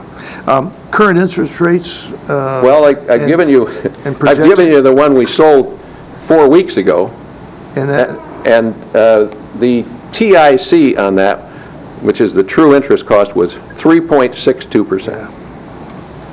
That's considerably below any of the numbers that have been bandied about as, well, we can't get any better than this. Are these tax-free municipal bonds or not? No, these were not tax-free. Those are taxable bonds issued by Tuscola County. Yeah. We delivered them on April 1st. Jody, did you have something to say? Well, yes, so I have two things. One was kind of a statement and a question. Again, having just received this latest memorandum Sure. when I arrived at this desk this evening, it does appear that in part of your analysis, again, this is just my cursory overview sitting here, that the savings that you have called out from inaction doesn't speak to the change in actuarial assumptions. So in this 2015 accrued liability of $96 million, it doesn't take into account or speak to what happened in 2015 when that experience study was conducted by MERS and those changes were made, or what would happen in the future when another study is performed and is likely to change those assumptions and lower that rate of return again. So what I have heard the board say is that perhaps a next action step that the board could direct administration to take is to engage a neutral third party, a financial advisor that isn't benefiting monetarily from the issuance, but to perform that kind of sensitivity analysis, just as we did with Hilltop Securities in the length of the amortization schedule and the best use of the 5.15. Similarly, a firm could conduct the analysis for us of, well, what is that difference, and is there savings to be had, and under what circumstances would that savings either decrease or increase, so that we really do know the sensitivity and the risk that we would be engaging in as a county if bonding were to be pursued. Okay. Well, we've actually done that with other clients. We've provided our advice, and we had them hire another firm to just confirm it. So I have no objection to that. Incidentally, the actuarial changes, of course, depend upon whether you're fully funded or not. And that makes a great deal different to what MERS does. I would disagree, and by Erin's face, I think she would also disagree, that when the assumption is that by fully funding, you're putting enough in the plan today such that you will meet those rates of returns and that your experience, thus experience study, will continue as you expect it, that all of your assumptions today, that if you have 90 million in the plan, that it will all be there to fund with the rate of return on those investments, all of the future payouts and the cash that would be leaving the system. So it's not that if the total amount to fully fund today is X, that X will always, after all of the Y's leave, that we're at zero, that it could be that later on, our liability is projected to be greater than it is today, and then unless we outperformed the assumptions, we no longer have enough money in the system to meet that. So and Erin, please correct me if my understanding is incorrect, if we were to fully fund today, and in 4 years from now, the next experience study lowers the rate of return assumption, then that would mean, perhaps, as in the cases that Chris has mentioned, that then the plan is no longer fully funded because our total liability is greater than we expected. So we would have to, let's say it was $7 million, as was here in the change from 2014 to 2015 when it increased. Granted, there could have been some other events that occurred as well, but the significant portion of that was the experience study and the change in assumptions.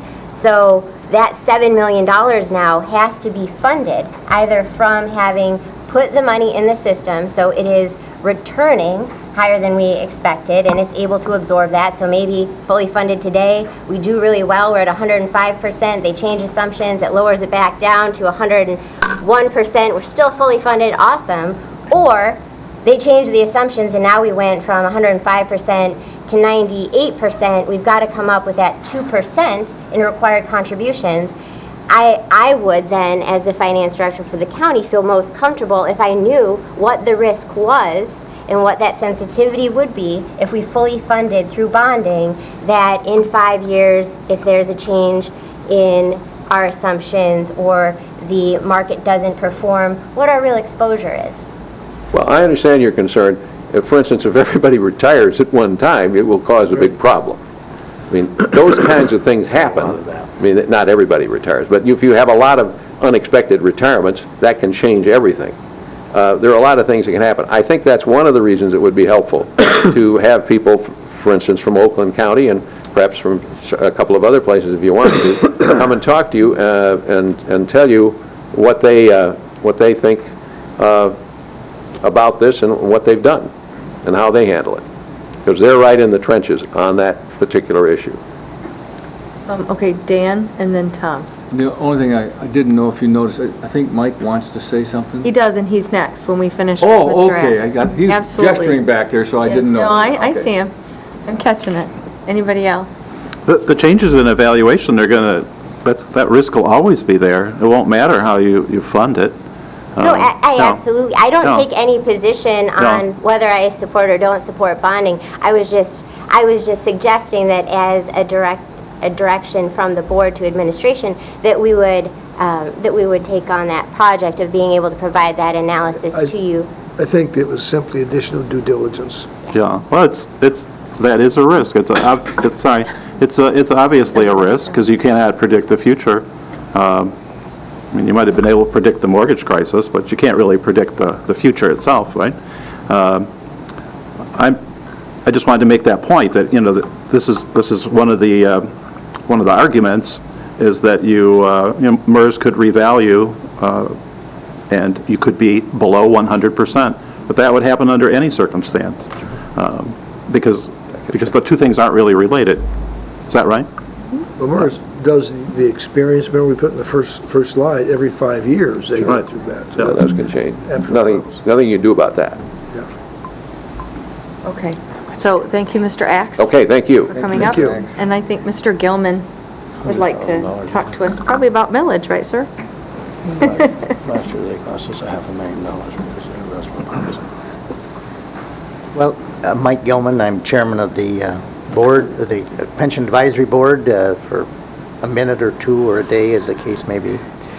But I think the explanation from our lay members particularly is pretty simple. And I think you got to understand it, the public's got to understand it. That's been kind of my mantra all the way through. A lot of this is too esoteric for the public. To begin with, in my opinion, the debt is greater than we have anticipated. MERS has got a figure, I think, of roughly $50 million as of January 1, 2016. Can't hear him. Yeah. That Can you- figure, Microphone, Mike. Can you I'm talk sorry. right into the microphone, I'm please? sorry. Thank you. That figure is based on how much we have in the MERS fund and what MERS expects to earn from it, or says it expects to earn from it, which is 7.75%. Most people do not expect that return. I'm personally using 5.575 because that happened to be a number that came up on one of the charts that was prepared for us. On that basis, we owe $75 million. Okay, so this is a big deal. The objective of the lay members of the advisory committee are that the pensions be paid. That's our objective. We also believe that they should be paid as close to the time services are rendered as is possible. Nobody here today has used the term generational equity, but that's something that we all believe in. I'm kind of sad today that there aren't any 20 or 30-year-olds out here because all you folks are trying to lay the liability off on people 25 or 30 years from now.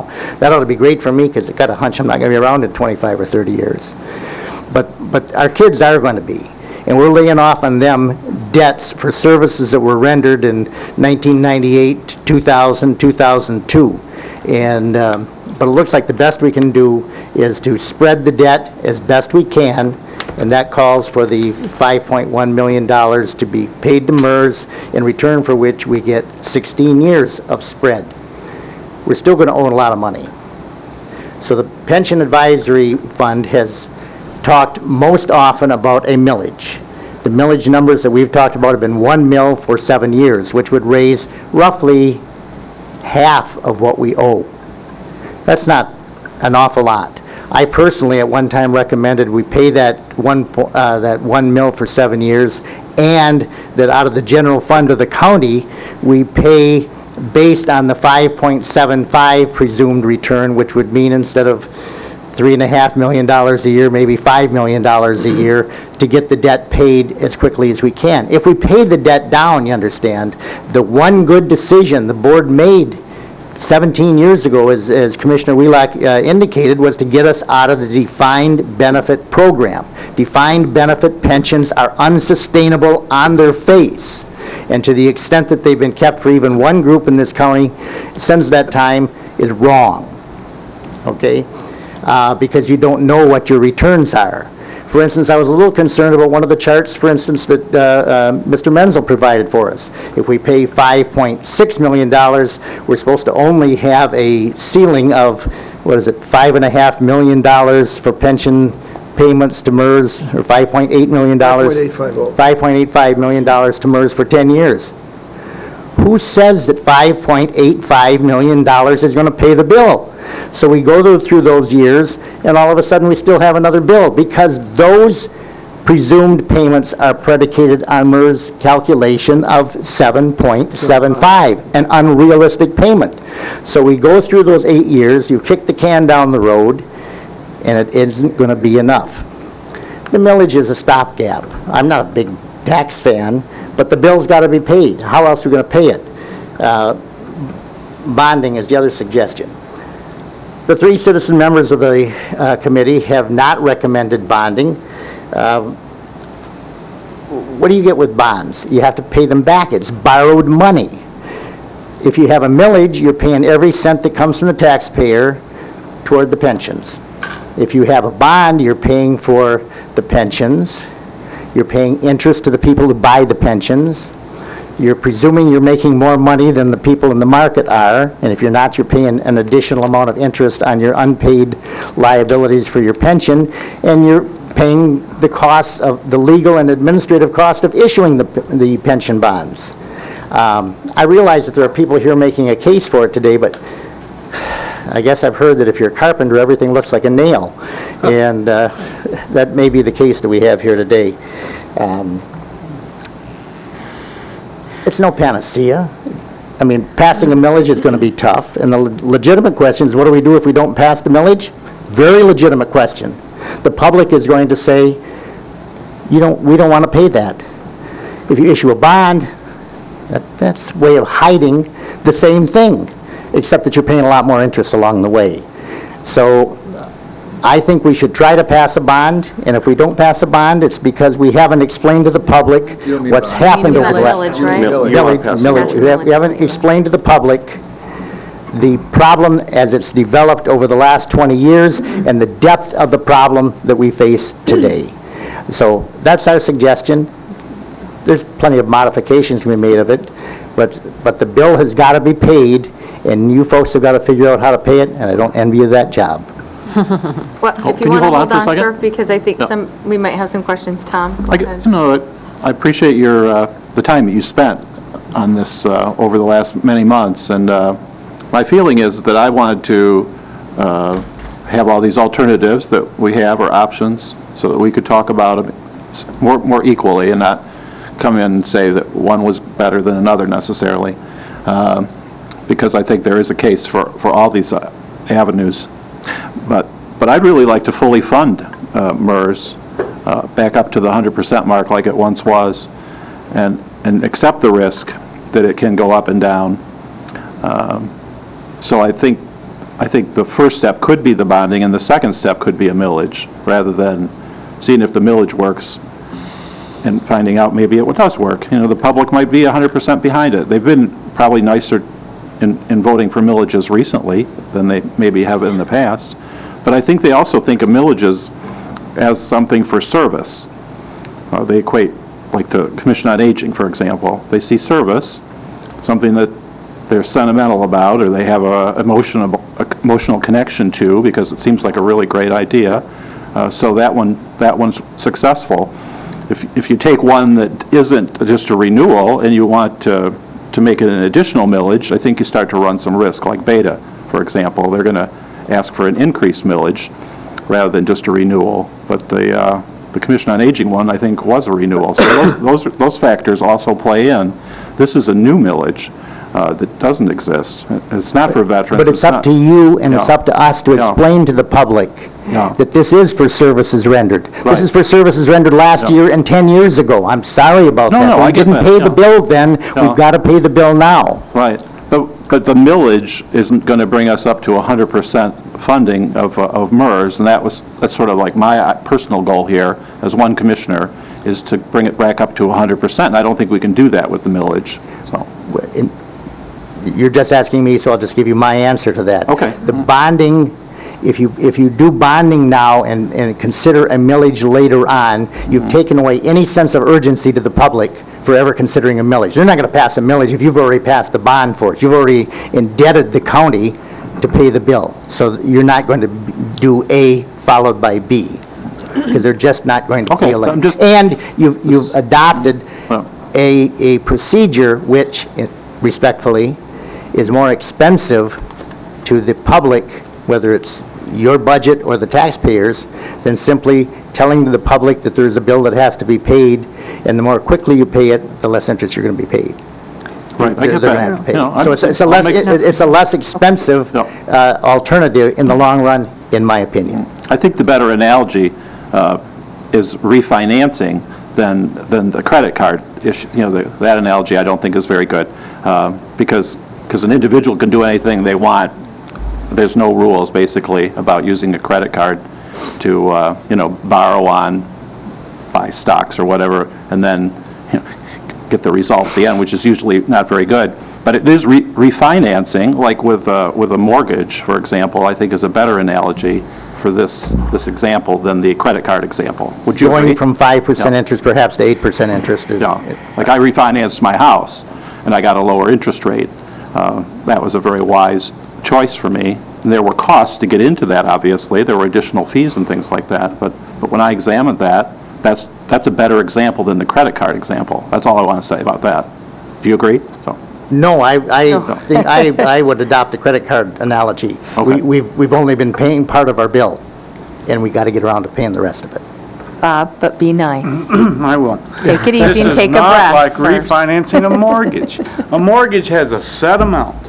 This comes and goes. I mean, we can, the 5 years refiguring for MERS, this is every year. If MERS doesn't hit 7 3/4, we're in the hole. And then we're in the hole with the difference between with the bond. So it's completely different. And I need to make sure you understand that. It is not like refinancing a home. This amount, this target of 100% is only for this one point in time. And it's a moving target. And bonding, I hate to say it, but it's so out there for an option for us that we should not even be looking at it because of our financial conditions. If you do some more research and you look at the recommendations for most people that are in that industry, if you're in financial distress, that is not the time to do bonding. If we had a lot of money, then you can let the money play for you. But we don't have that option. Does anybody have any more questions for Mr. Gilman or anything else to say before I bring it back to just general discussion? I have. You do? Okay. I have one.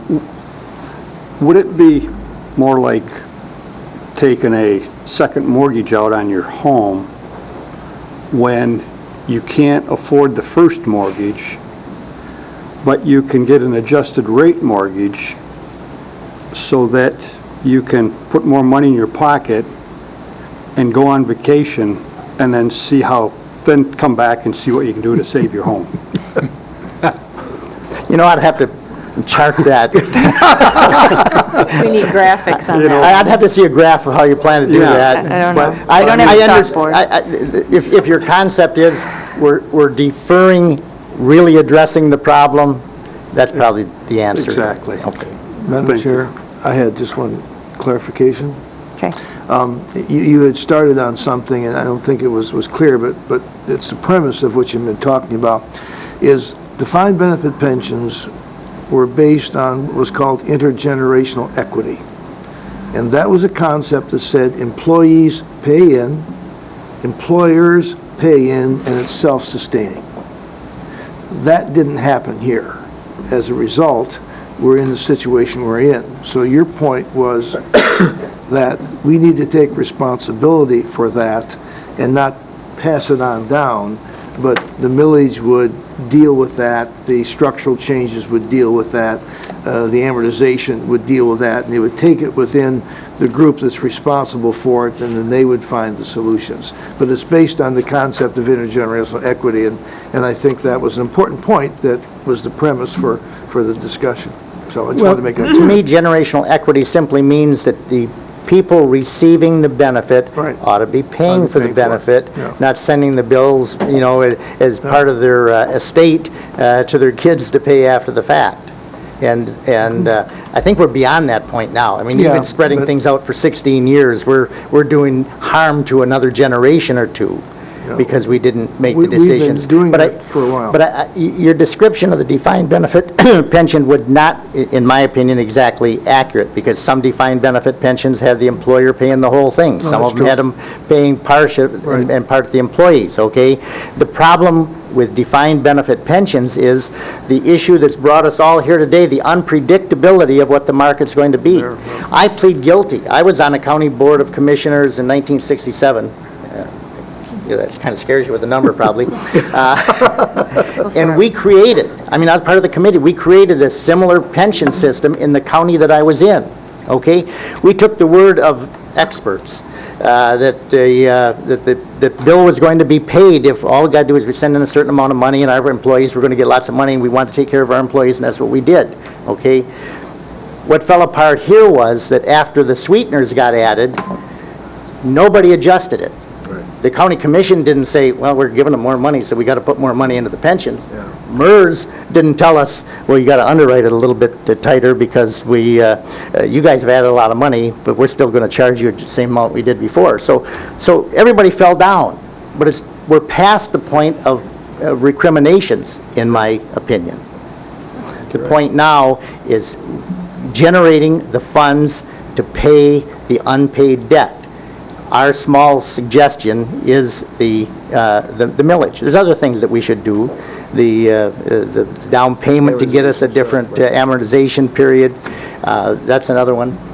But that's all that we came up to recommend. We thought that was the least expensive and least intrusive answer for all of Grand Traverse County to get this ship straightened out.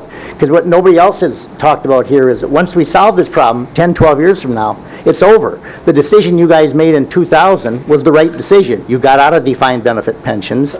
Now you have defined contribution pensions for most employees.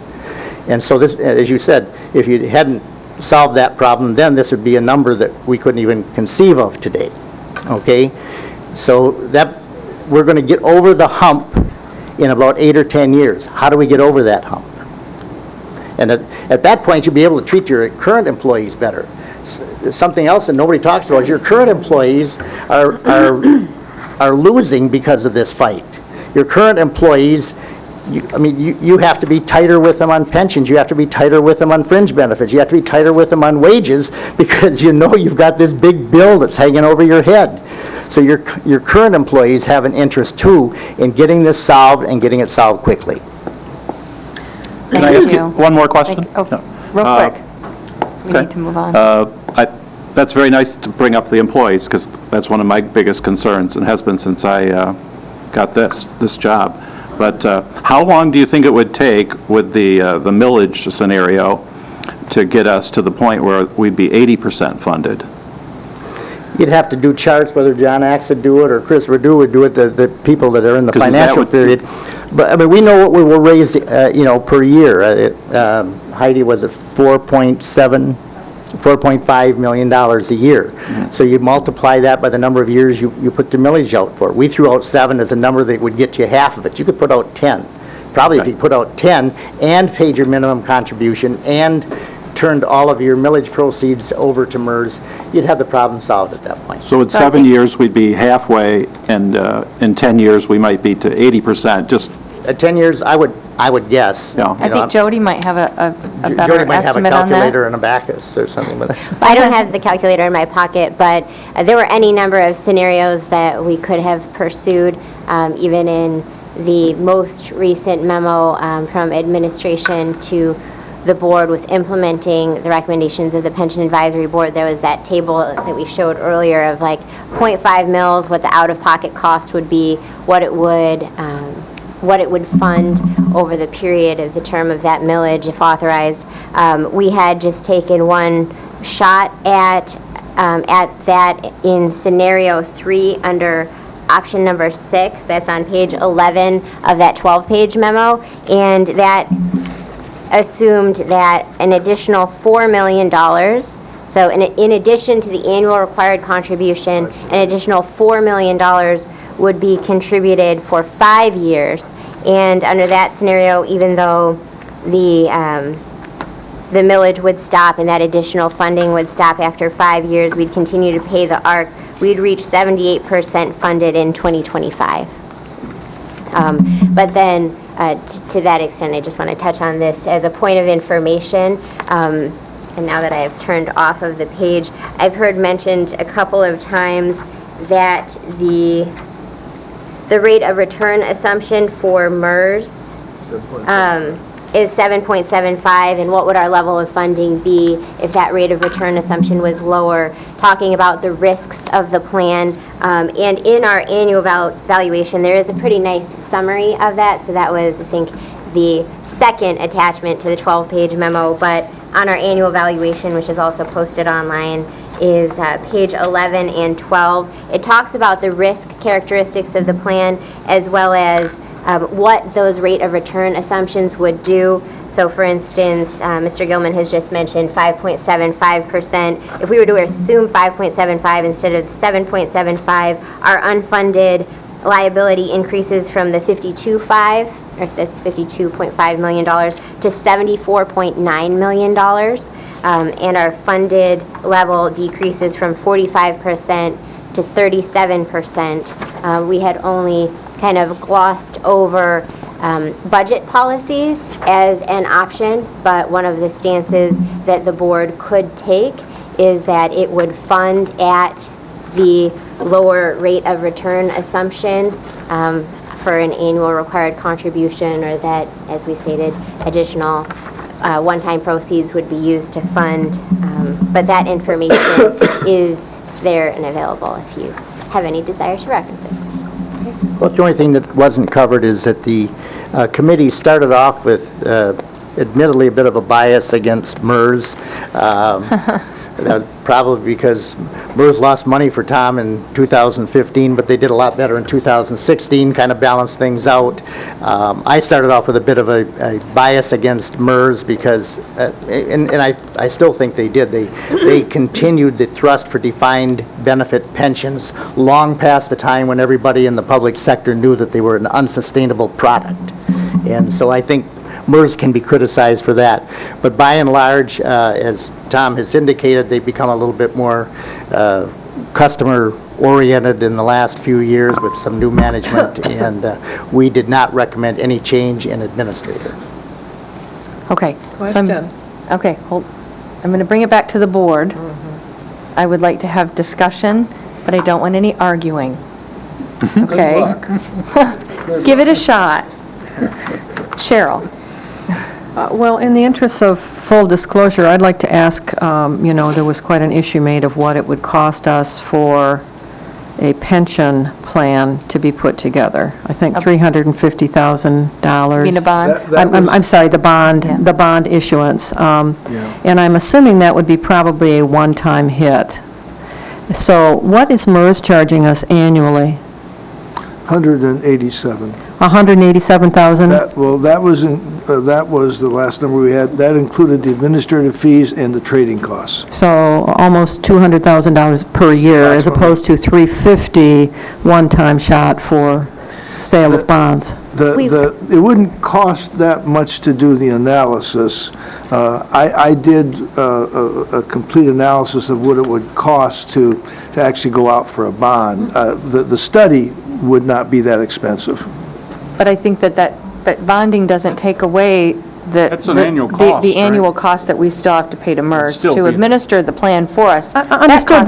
My question was just, there seemed to be an issue that, here's this guy who's going to help us if we choose to purchase some bonds, and look at all the money he's going to make. Well, MERS is making money off of us every year, too, so let's just be clear, okay? It's not free. In defense of MERS, in this case, when you look at what we're paying for trading, we're paying about .44, which is a little, is that about right? Total is really not bad when you look at the portfolio. They're very competitive in what they're charging. Tom, I wasn't criticizing. I said in the interest of fairness, it's fair to say that we are being charged for services by MERS, just like we would be charged by bond counsel. Yeah. We are, yes. Well, I think, no. Yeah. I don't think You're we're okay. quibbling I over the just was numbers. saying, we checked, and they were very, very competitive in the rates they were charging. Okay. Discuss. Sunny? Where to start? First and foremost, I want to thank everyone for coming and participating. We've had this discussion in multitudes of formats and places where the sun doesn't shine in the daylight and all of those kind of things. We've all had these discussions about this pension debt. The bottom line is, it is a debt that Grand Traverse County has. How we got here, we can point fingers everywhere. There's plenty of blame to go around all the way around. We've repeatedly, talked about, the previous boards made bad decisions. Well, I still believe that the previous boards made the best decisions they could with the information that they had at the time. MERS promoted to us to stop the defined benefit programs, close those programs, go to defined benefits. We did that basically in 2001. We did that for the majority of the commissioners. I don't remember having the discussion at that time that immediately triggered an accelerated amortization. When we closed those plans in 2000, going effective in 2001, our defined benefit program was on a 30-year amortization. That accelerated amortization kind of brings us to where we are. Every year, MERS did an annual evaluation, said Grand Traverse County, your premium for this year is X number of dollars. We made that payment. Yes, we had a 3-year time period when we froze the payment in 2009, 10, and 11, right? Yep. And we all know what the economy in our area was in 2009, 10, and 11. We were seeing significant hardships to provide any kind of services. So we asked for a 3-year freeze. MERS granted us that freeze. I appreciate that on their behalf. Did it add to our problem? Sure. But the bottom line is we have a debt here that we have to pay. And it's always a little frustrating because we talk about this big payment that we have to swallow today.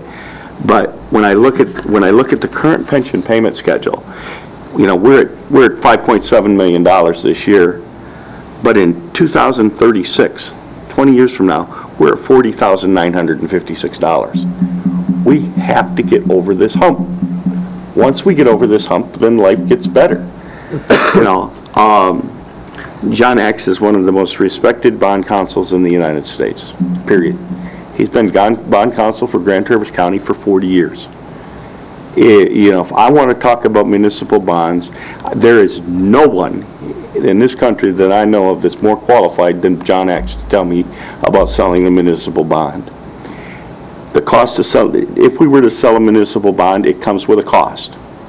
That cost is going to be borne by Grand Traverse County residents. It's that simple. We can sell the bond, we can take the cost of selling the bond, and the taxpayers are going to assume that money in either a loss of services or something else cut from our budget. We can put the money on a ballot and try to vote millage. That cost is going to be borne to the taxpayers of Grand Traverse County. No matter how this works out, no matter what solution we choose, the citizens of Grand Traverse County are going to have to pay for this problem. It's that simple. And we can either ask them to pay for it in the millage, or they're going to have to pay for it in something that's lost. I supported the bond option in 2013. I was one of, I think, 2 that supported it in 2013. I still believe to this day that bonding is a simple way for us to move forward. And I know that Mr. Johnson doesn't believe that it is the same as remortgaging your home, but I do. It is a debt that we have, and I can find a way to either dissipate that amount or change that amount and sell it over a longer time. The minute we become 100% funded with MERS, our situation will improve with them. We immediately become 100% funded with MERS if we sell the bond.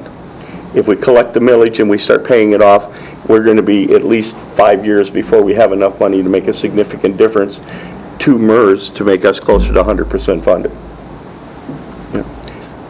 MERS has a fee for their service. We pay $180,000 a year for their service.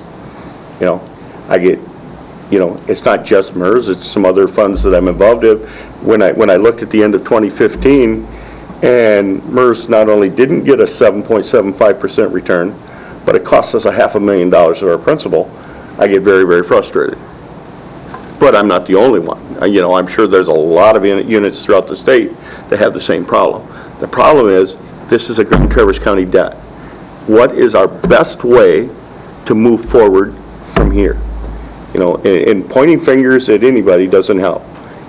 I still, I believe, and I would certainly support the idea of bringing someone in that's done bonding for pension debt and hearing from them how they went through it and how effective it was. And sensationalized headlines in the newspaper do not serve well for anybody. And they're all over everywhere. But I would certainly like to, have that information, have someone tell me about that. I still believe to this day that the right decision for us in 2013 would have been to sell the bonds at that point. And it would have been the right decision then, and I believe it's the right decision tonight. Bob? What you just mentioned about losing 100,000, you could do that still with being 100% funded.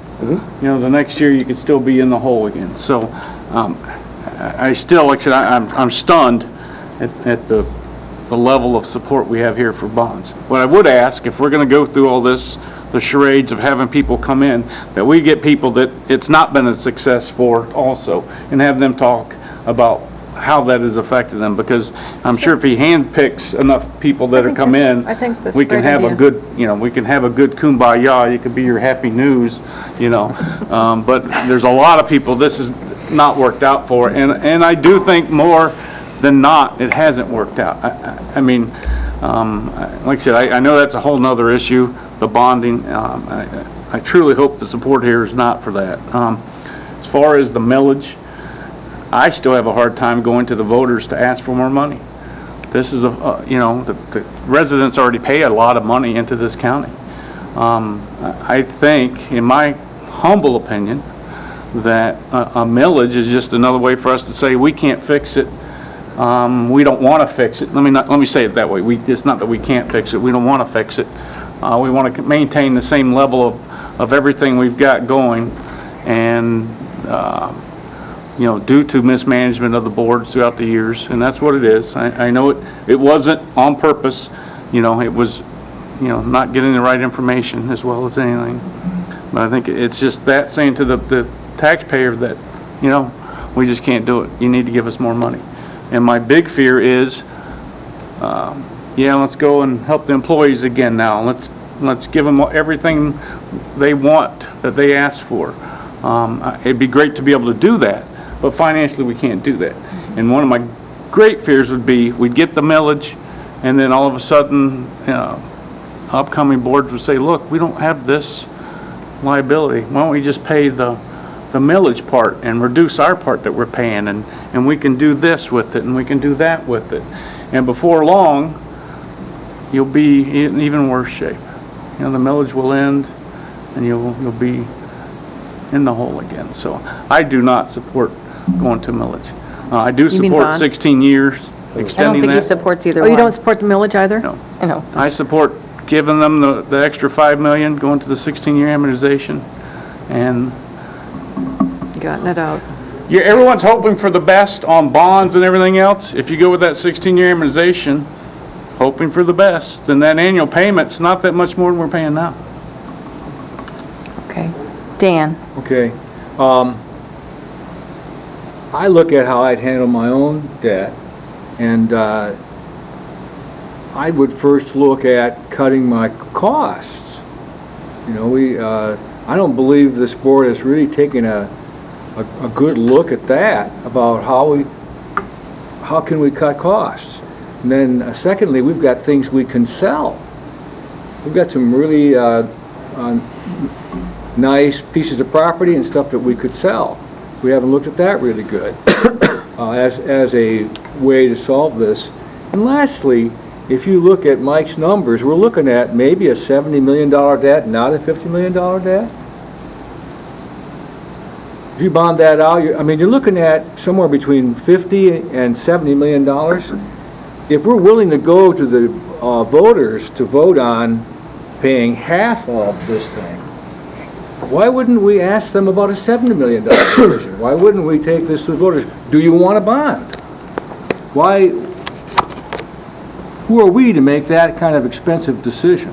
The elected official? Yes. Yeah, and I think this is so big. If the millage is big enough to go to them for, the bond is even bigger. So, I don't like the bond idea. I think there are other ways to do it. Ron?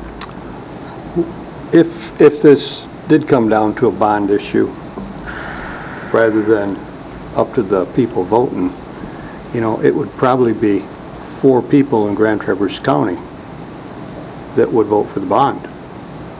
It would be, that's how I would see that would be the only way a bond would pass. So you would have 4 people with the say. Everybody else would pay. We need to, like Dan suggested, liquidate some of our assets. That's what you would do if you were a responsible homeowner and you couldn't afford your mortgage. You'd get rid of your snowmobiles and your boats. You wouldn't take out a second mortgage to maintain it. And there's a lot of properties in the county. We could start with the largest one, which would be the pavilions. We could start with this building right here. We could go to the parks. We've got Maple Bay, we have Twin Lakes, we have the Civic Center. There's plenty of places to sell and come up with money that would get us out of this. You know what? In 13 years or 18 years, when we're paying less than $1 million a year, then there'd be money to rebuild. You know what? Then we can maybe have a nice county building again. But for right now, we've got to take responsibility by ourselves. Real estate market's up. Stuff will sell. We're hanging on to 40-acre parcels that the Vasa Trail cuts through. You know what? I bet we can sell 40-acre parcels and get an easement for the Vasa Trail. I don't think we need to have all that property surrounding the trail. We got a trailhead. That could stay. That's minimal. We've gone through in the past and purchased small acreage parcels to put that trail in. I'm sure there's a lot of people enjoy it. Probably not too many from my district, but for me, it's open season on all of our properties. So that's where I come from. Cheryl's turn. Well, I think all of you have some really great ideas, and I guess what we heard tonight was a pretty narrowly defined solution, the proposal from the administration, and what I'm hearing now from the board is a more broadened look at a way to perhaps resolve the issue. And that's what I was hoping we were going to do tonight, was look at all possible scenarios. Selling property, reducing costs. I think those are all things that we need to look at, and I think we need to look at them realistically. And I guess the other thing that I didn't hear tonight, and nobody wants to talk about this because it's such a horrible topic, but a Headley rollback. I know it's a pain, but it's something that the taxpayers voted for. And every year it gets rolled back. And I don't know how much we'd make if we had a full Headley right now. And maybe, I think it's 5%, and we're at like 3.8 or something. It would, may I? Yeah, I wish you would. It would Yeah, be, enlighten us on that one, We'd be please. a little over 6.5, we're at 4.9. It was originally authorized to 6.2, Two. and we were at 4.99. Yeah. This year, case in point, what you saw at the equalization is we had a 3.6, we had a 0.9 rollback due to Headley, which was a net of 2.6 increase, which was $655,000 in increase for next year. So my point being, that's another option that we haven't looked at, and it's not popular, but it's perhaps more palatable than a millage, which would be an increase as opposed to something that has already been approved but has just not been implemented. So I'd like to throw the Headley out there as something that we would also take a look at. Okay. If I may, Sure. just to correct Commissioner's Follett, we came here with an open agenda on everything, and we really didn't have a solution. In fact, I have worked with Commissioner Klaus on getting properties, the 31 we have, get them on the market, look at, we have Gene Renzi doing an assessment per your request in terms of the history of them, what we paid for them, what we could do, and so we're quite open to any idea, so. I just said that, Tom, because it wasn't part of the presentation. yeah. It wasn't included in your solution, so that's why I said that. Okay, Jody. Well, I just am happy to hear the expansion of the dialogue. In the original Pension Advisory Board memo, the 12-page one, we had, the Pension Advisory Board did highlight that there was some confusion because we did include both the dedicated millage and the concept of the Headley rollback. We included in the summary the dedicated millage based on what we had heard of the Pension Advisory Board, but it's something that definitely statewide is being discussed by every local unit of government because it has definitely impacted all of us, especially as state revenue sharing continues to decline. So we'd be happy to assist in any further analysis. Okay. So I think on this back summary page, when we look at all these little X's and things that we could do, and we're already doing some of these. We're doing the employee contributions that we didn't have before, asking for employee contributions. We do have the bridged benefits for active DB employees. We're going to talk a little bit about that in a minute here.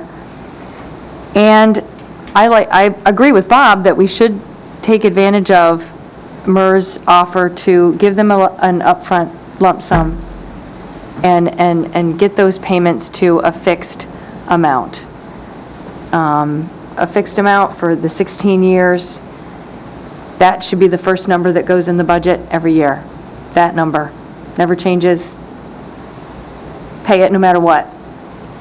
And whether or not we would go out for millage, I'm still processing all of that. And I know everybody, that's why people vote for 7 different people. So we have obviously 7 different ideas. I still don't know which way I'm going on that. I'm not a big fan on bonding, but I haven't heard all of it yet. I agree with, I think Bob also said we should have both sides come in. Both sides. Those who it's worked for and those who it hasn't. So we actually have good information. That has been the problem. I also agree with Dan that, or somebody, I think it was Dan, that said, I don't like playing the blame game. The commissioners that came before us, now we can look back and see that some of these decisions weren't the greatest. And because now we see the effects, but they didn't see the effects at the time. And they did do the best I really want to believe that they did the best they could with the information that they had. And so that's why I think we're so hungry for all of this information. We want to make sure we have all the information, every single little bit, so that we didn't miss something, or I don't want somebody to sit here in 15 years and say, they shouldn't have done that, but they didn't know this. So we're not going to make any decisions tonight, obviously, because this is a study session. And so we're going to take all of this, and I think and we're going to have another public comment here in a second, and take all of this and kind of let it slosh around a little bit in our brains and see what we can come up with, I think probably for next week. And hopefully come up with some things we're going to do. We'll have another couple comments, and then I'll open it up to public comment. Yes, Dan? It has been a good discussion. I think so. And I'm thankful for it. Thank you. I want to say something, too, that I want to congratulate our staff, because this has been a couple of years in coming to get us to just this point. And also our Pension Advisory Board, they put a lot of work into it. Yeah, it's not perfect, but we're finally here discussing all these things with much more knowledge than we ever had before. We'll get it. Yeah. Sonny, you had something? And then Tom. The only comment that I have, and the ladies can, or the MERS people can tell me if I'm wrong, the 5.85 million fixed payment, if you will, is still contingent on the 7.75% return on their money.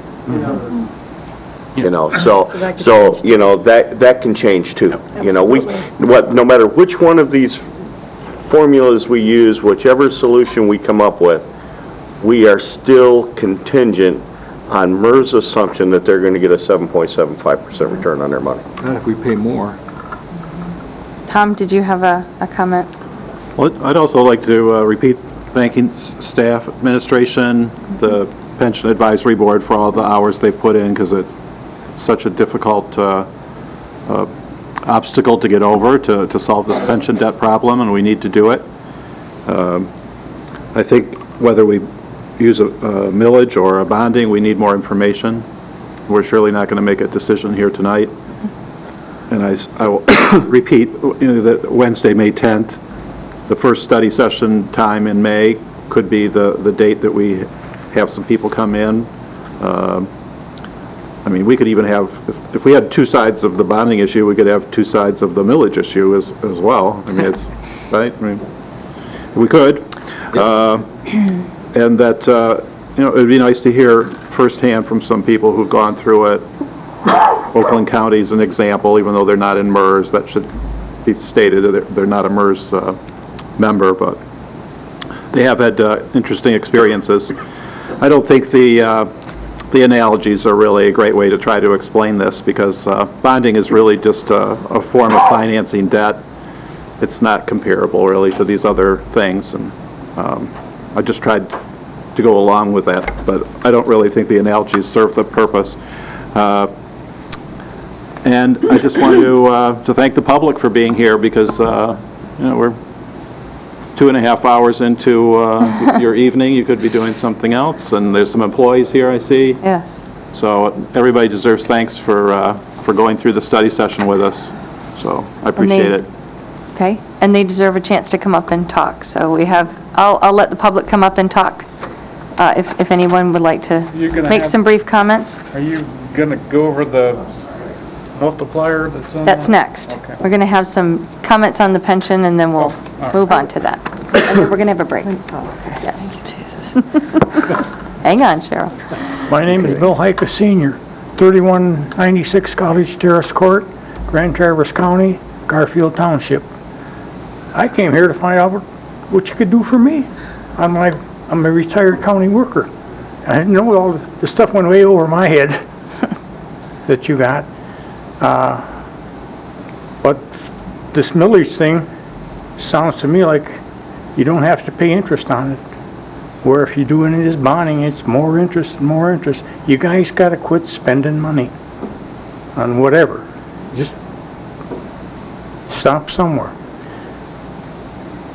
And then they're going to pick a new administrator here soonly.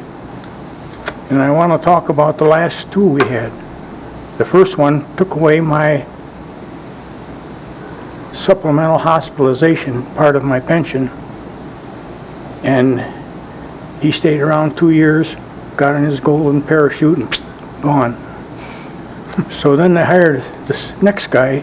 He comes in, he takes away the whole hospitalization thing. The hospitalization, the everything. And they fired him. I still don't know why they fired him, but they did. And he got his golden parachute and gone. So now they're talking, they want to hire this same firm to find us another administrator. I think it's time to get a different firm. And I think it's time for a complete audit of the county's money to find out whether we owe $50 million or $75 million. That's it. Thank you. Anybody else? Yes, sir.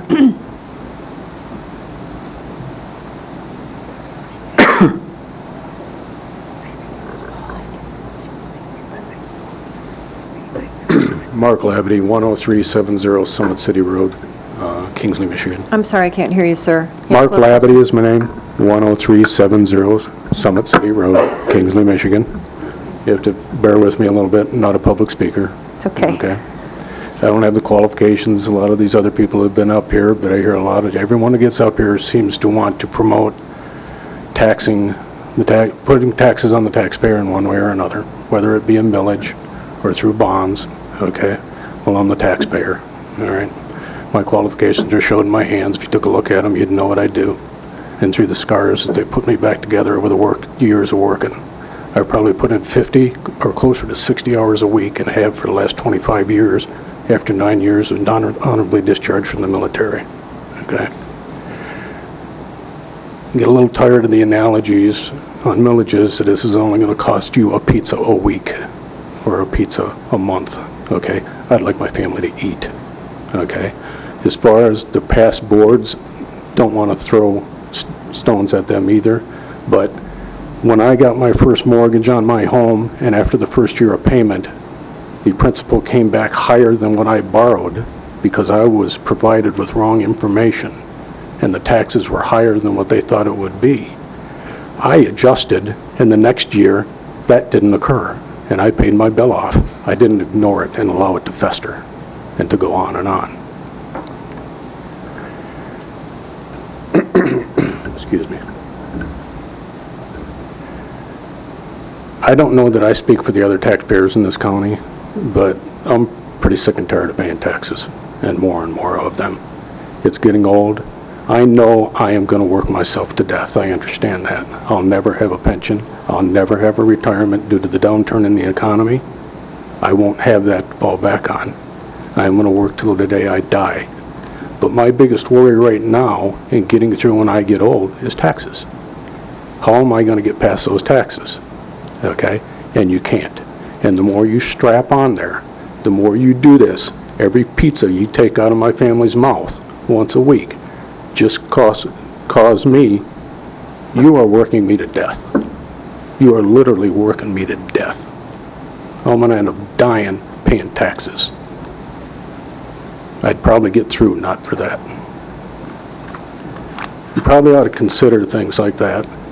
Thank you to Dr. Johnson, to Dr. Lathrop, to Mr. Klaus, and to anybody else that I might have missed that pointed out that maybe we need to cut back on our expenses. Maybe we need to sell assets that this county may have a right to own but has no business owning.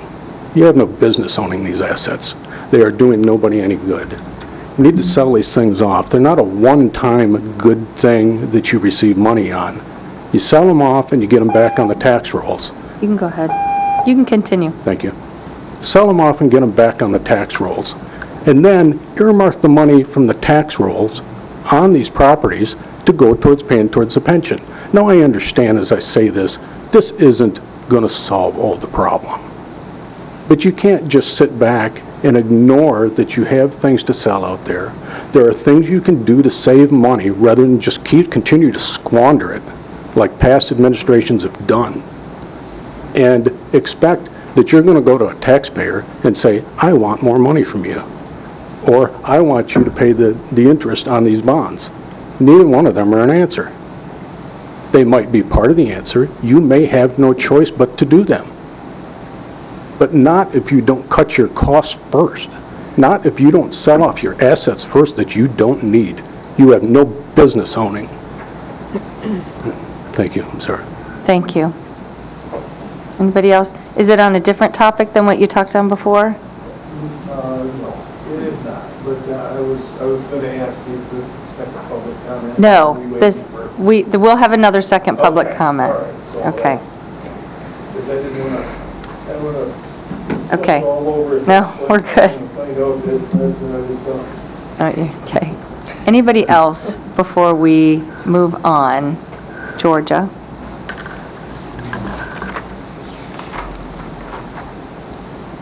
Hi, Georgia Durga, past past director of the Commission on Aging for 27 years and 11 months, and 6345 Lyndhurst Drive, Traverse City, Michigan. I had a question and a comment. First of all, I keep reading in the paper, and I don't know if this is fact or fiction in the ticker, that the employees have not contributed And that is not true, because shortly after I started, which was the late 80s, and I think it first happened in the early 90s, I don't have the exact year, we gave up portions of wage increases to get these better retirement benefits. And to me, that is paying for that benefit. The way I look at it, though, I don't believe that the money was ever set aside to put in the retirement funds. And at the time, the retirement costs were very low. In regard to being the director, I know the Commission on Aging was billed a fee every year for retirement. When I started out, it was very low. By the time I left, it was high. At least 1 year, the fees that we paid were over each employee's annual salary. So if you made $30,000, we might be paying $37,000 per employee for that retirement. So, and I'm pretty sure that wasn't our cost, the Commission on Aging's cost. So I know that we had contributed more than I feel was the Commission on Aging share. When I talked to Finance Department, they said that other departments were also bearing that cost. So for me, I'm wondering where all that money went. The other thing that I read in the Ticker or the Record Eagle, I don't know which, yesterday or today, and I'm not sure if this is fact or fiction either, was that the Commission on Aging is not paying their full share, and I question that because when I left in 2015, we were paying quite a large, in the hundreds of thousands of dollars, towards the retirement funds. So I'm not understanding why we wouldn't be paying that full amount unless something has changed in the year that I was gone. I did the budgets every year from '89 to 2016, and I know that we paid a very large chunk of money to the county, and I don't know what happened to it after it went to the county. So that is my statement, and I just want to say I know the Commission on Aging has paid their probably more than their fair share over those years. Thank you. Thank you, Georgia. Anybody else? Okay. Cheryl, did you want to take a break now? Could or we? in between meetings? Yeah, it's going pretty long, so if nobody minds, if we could take 5 minutes? 5 minutes, and we will reconvene in 5 minutes. If you'd be patient with us, it's a long time to sit up here. Thank you. No.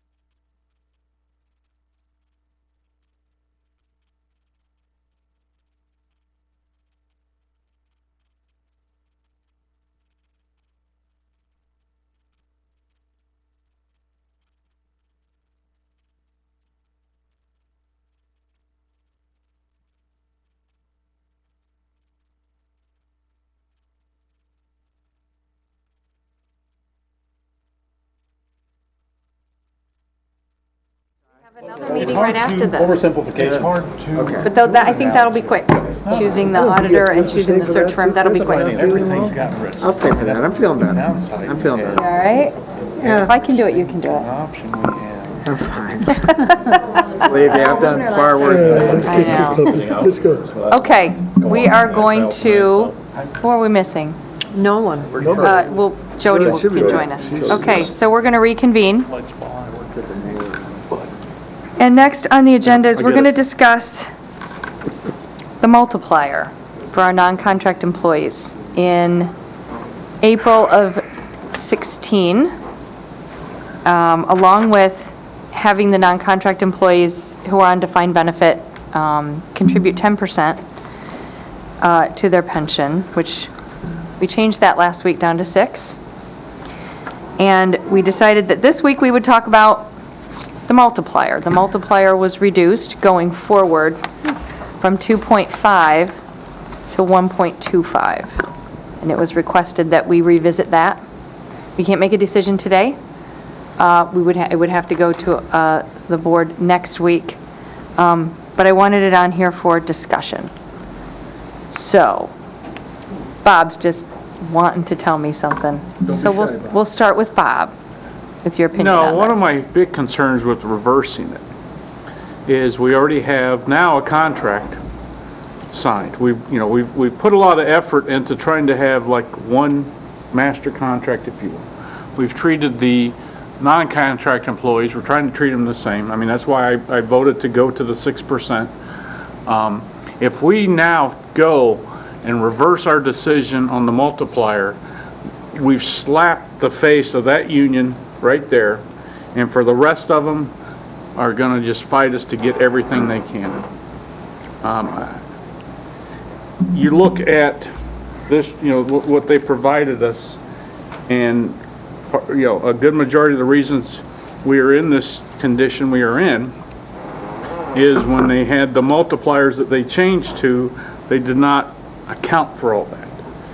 And right now, I think, yes, it only affects a few people, but I really think we need to keep what we voted on before to keep going in the right direction. I think it sends a wrong message if we reverse it, so. Okay. Anybody else have huge opinions on this? I don't have an Cheryl. opinion, I just have a question. Yes.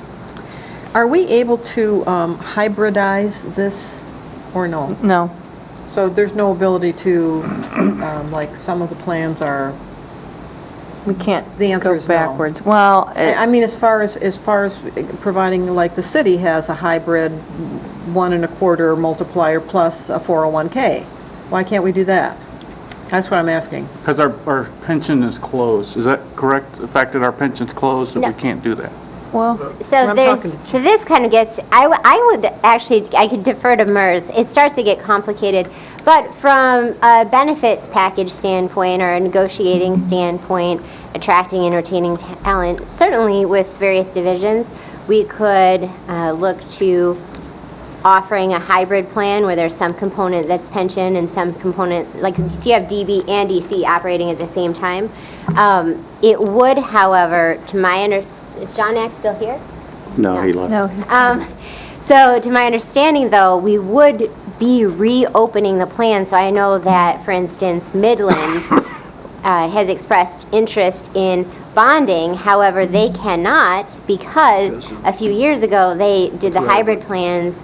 That's right. They have these open divisions, so they're now barred from bonding because all the divisions have to be closed. So it's kind of an either or. okay.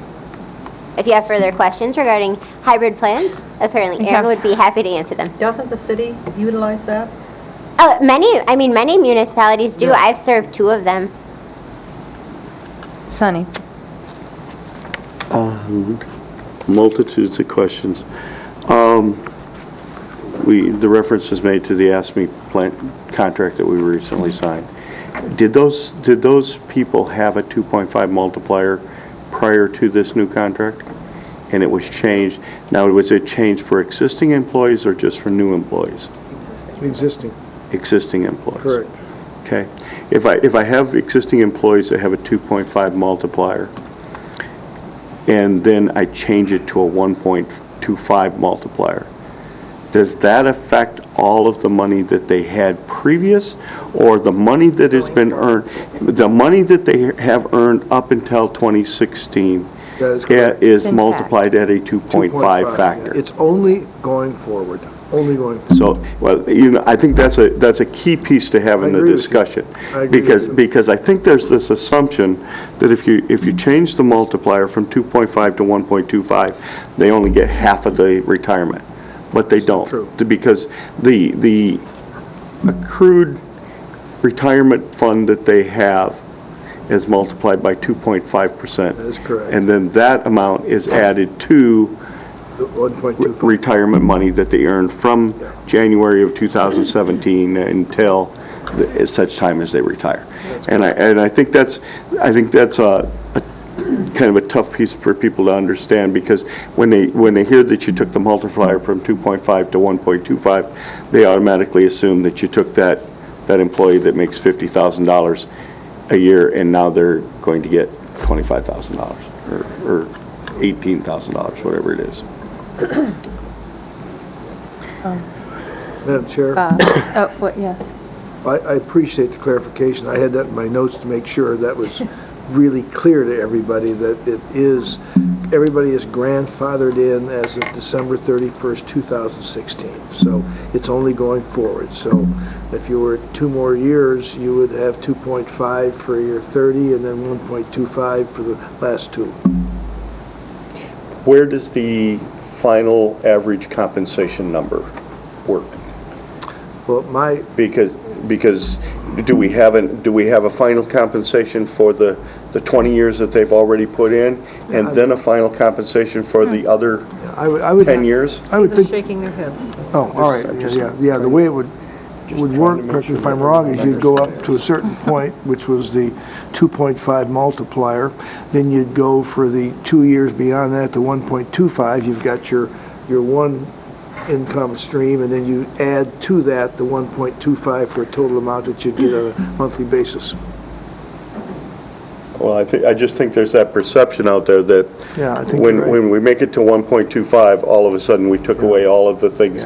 And the employees are exactly right when they say they have given up and they have contributed toward their plan getting up to here. So it's not a reflection on what they've done in the past. Not whatsoever. It's where we go from here. That's I think right. that's the important distinction. It's part of what we call the necessary changes to lower some of the legacy costs going forward. That's the intent.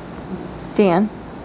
Yeah, and when you look at some of the things that both the Pension Advisory Board and articles we've read, and our staff, we've got to stop the bleeding. We can't, it's unsustainable to go forward in the old way. I would love to be generous with everybody, but the fact is we can't afford it. So I think that if we look at it, it's going forward, and we're all going to have to face this. I know I'm facing it in my life. I have faced it for the last 15, 20 years. I don't make nearly the money I used to. And I have to fully fund my own pension. No one pays a dime to my pension. So I think it's fair, if this is a reasonable rate that other counties are given, and municipalities, that we go forward with it. Because we just can't afford to do different. And the proof of it is the discussions we had just a few minutes ago. Heated discussions over the huge debt we're facing. How can we afford to give people these expensive benefits when we're facing debts like this? Cheryl? Well, and I think one of the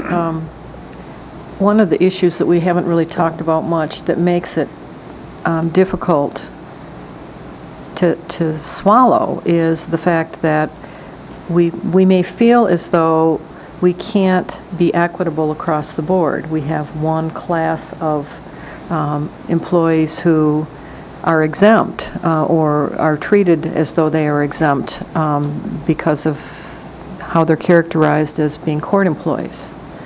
And so we heard that they had just passed something where they're really not feeling any impact at all, and yet the budget is going to feel the impact from that, if I understand it correctly. So the question is, do we have the will, as a board, to look at ways that we can level the playing field? And we haven't talked about that, but I just want to put it out there, because I think it becomes more palatable to all employees if all employees are asked to make the same level of sacrifice. And it's a tough call, but we're looking for equity. I think we're looking for equity. So I'm just going to throw it out there for future conversation. We don't have any power to do that, do we? Sure we do. We control the budget. We do. And And that's the number one way we can control anything, is by how much money we budget, I think. Power of the purse. And I think when we're talking about all employees, I do think that this class of employees is being hit unduly hard because like you said, the employees in the courts aren't willing to do anything. I didn't know that was an option. So I'd welcome looking it's, at that. you know, it's harsh. I think that maybe the multiplier doesn't have to go that low. If everyone if everyone's multiplier got lowered just a little, and everyone but they're not, and that is an issue. Well, alternatively, Carol, if we had a handle on our pension debt, we would have resources that would allow us to compensate our employees in other ways. And that's, I think, the longer-range solution is to get the pension resolved. However we decide to do that, which frees up our budget to then, not have to have people rely solely on whatever's paid to the pension. I mean, I have no pension. I've never worked for an employer that pays me a pension. If I'm going to have any retirement, which I empathize with the man with the scarred hands. My hands aren't scarred, but if I don't save it, it's not going to be there. And that's the reality, I think, for more people in our county than not. That's true. And I think it's our responsibility to look at that, so. Yep. If we can compensate them better, then they might be able to have their own Hey, retirement if you're plans paid an and- extra and- $10,000, put it in the bank. That's right. So, And invest on their own and have control over that. That's what I do. So, we have any other comments before I throw it out to the public? Bob, I just got to talk on what you just said. careful now. I hope it's nice. Yes, it Please is. be respectful. No, it will. Thank you. I have a hard time going down that road of saying, if you did this, we're going to pull this here. I mean, unfortunately, that's the way the system is set up now, that they can do what they can do. I think if anything, maybe we should work on being able to change that, but I would have a hard time with saying, let's pull some of their funding to offset what we thought we would have got. I'm just throwing that out there, so. no. It's not That easy. That isn't even what I was saying. Okay, I'm well, just then saying, we then need I to apologize, look at that class of the budget All right, well, then and I'm glad look I for got it solutions. clarified, because that's how I took it, and it had alarm bells in my head, along with the voices. Don't listen to those voices. Okay, so I can, we'll open it up to anybody in the audience who would like to speak to this. Like I said, we can't make a decision today. We can put it on the agenda again for next week, see if we make any kind of change in this. But if anybody would like to talk, besides Bob. No, I was just going to, I will not be here next week. Yeah. So I may not either, so we'll see. you kind of know my opinion now, but I'd like to be here when we make some of these decisions. No, put it on. We'll see. Would anybody else like to speak to this particular item in public comment? Now, we're going to bring this back, because I think this also, we need to think about things, and there's lots of ideas, and we just kind of need to consider all our options on this. So if there's no one for that, we have general discussion, which we've done. Second, public comment. Yes, sir.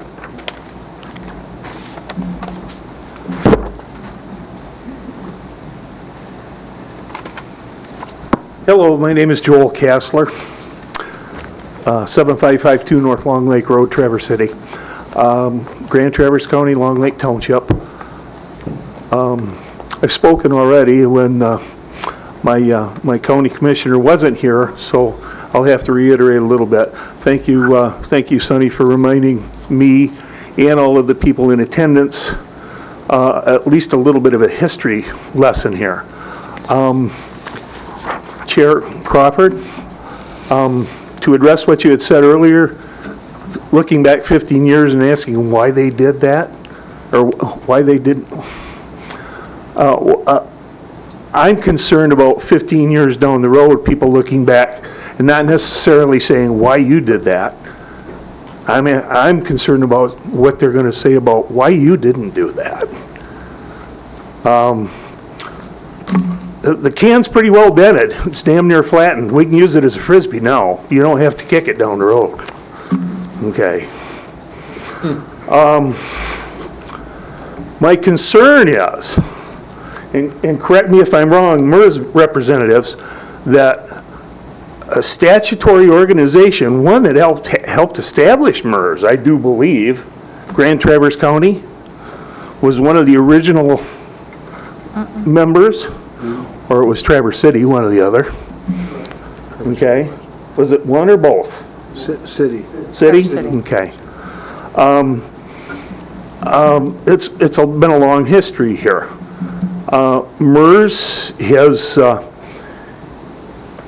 is living up to their obligation. You folks have asked them in the past and in the present and going into the future to do their due diligence. They have been. You don't agree with their numbers, but I can tell you when I first started working for the city, it was just after we decided to, or we had to pay a portion of our wages, of our payroll, to fund our MERS contributions. Shortly after that, we were past the point of funding. We negotiated a self-funding with a C2 with a B1 benefit, and we enhanced our benefits over the course of time in lieu of wage increases and other perquisites. I don't consider it a perk. I consider it a negotiated agreement. It was something that we did in lieu of other things, and also to our behalf. Again, that's one of the things that help keep good employees there for the future. Because quite honestly, You can finish your point. All right. Quickly. Quite honestly, if we were just working for a paycheck, I could have made a hell of a lot more money somewhere else. And that's the unfortunate part about it. I stayed for the pension, and I'm sure a number of these people here have. They no longer have the defined benefit, and that's what we're talking about. I'm concerned. I'd like to see the ends met. I'd like to see you get over that hump. I'd like to see you clear of this quote-unquote debt, but I do want to see you pay it because it's your obligation. And however you do it, please be as understanding as you possibly can to everyone that's involved. Thank you. Thank you. Anybody else? Last chance for public comment. Mr. Radu.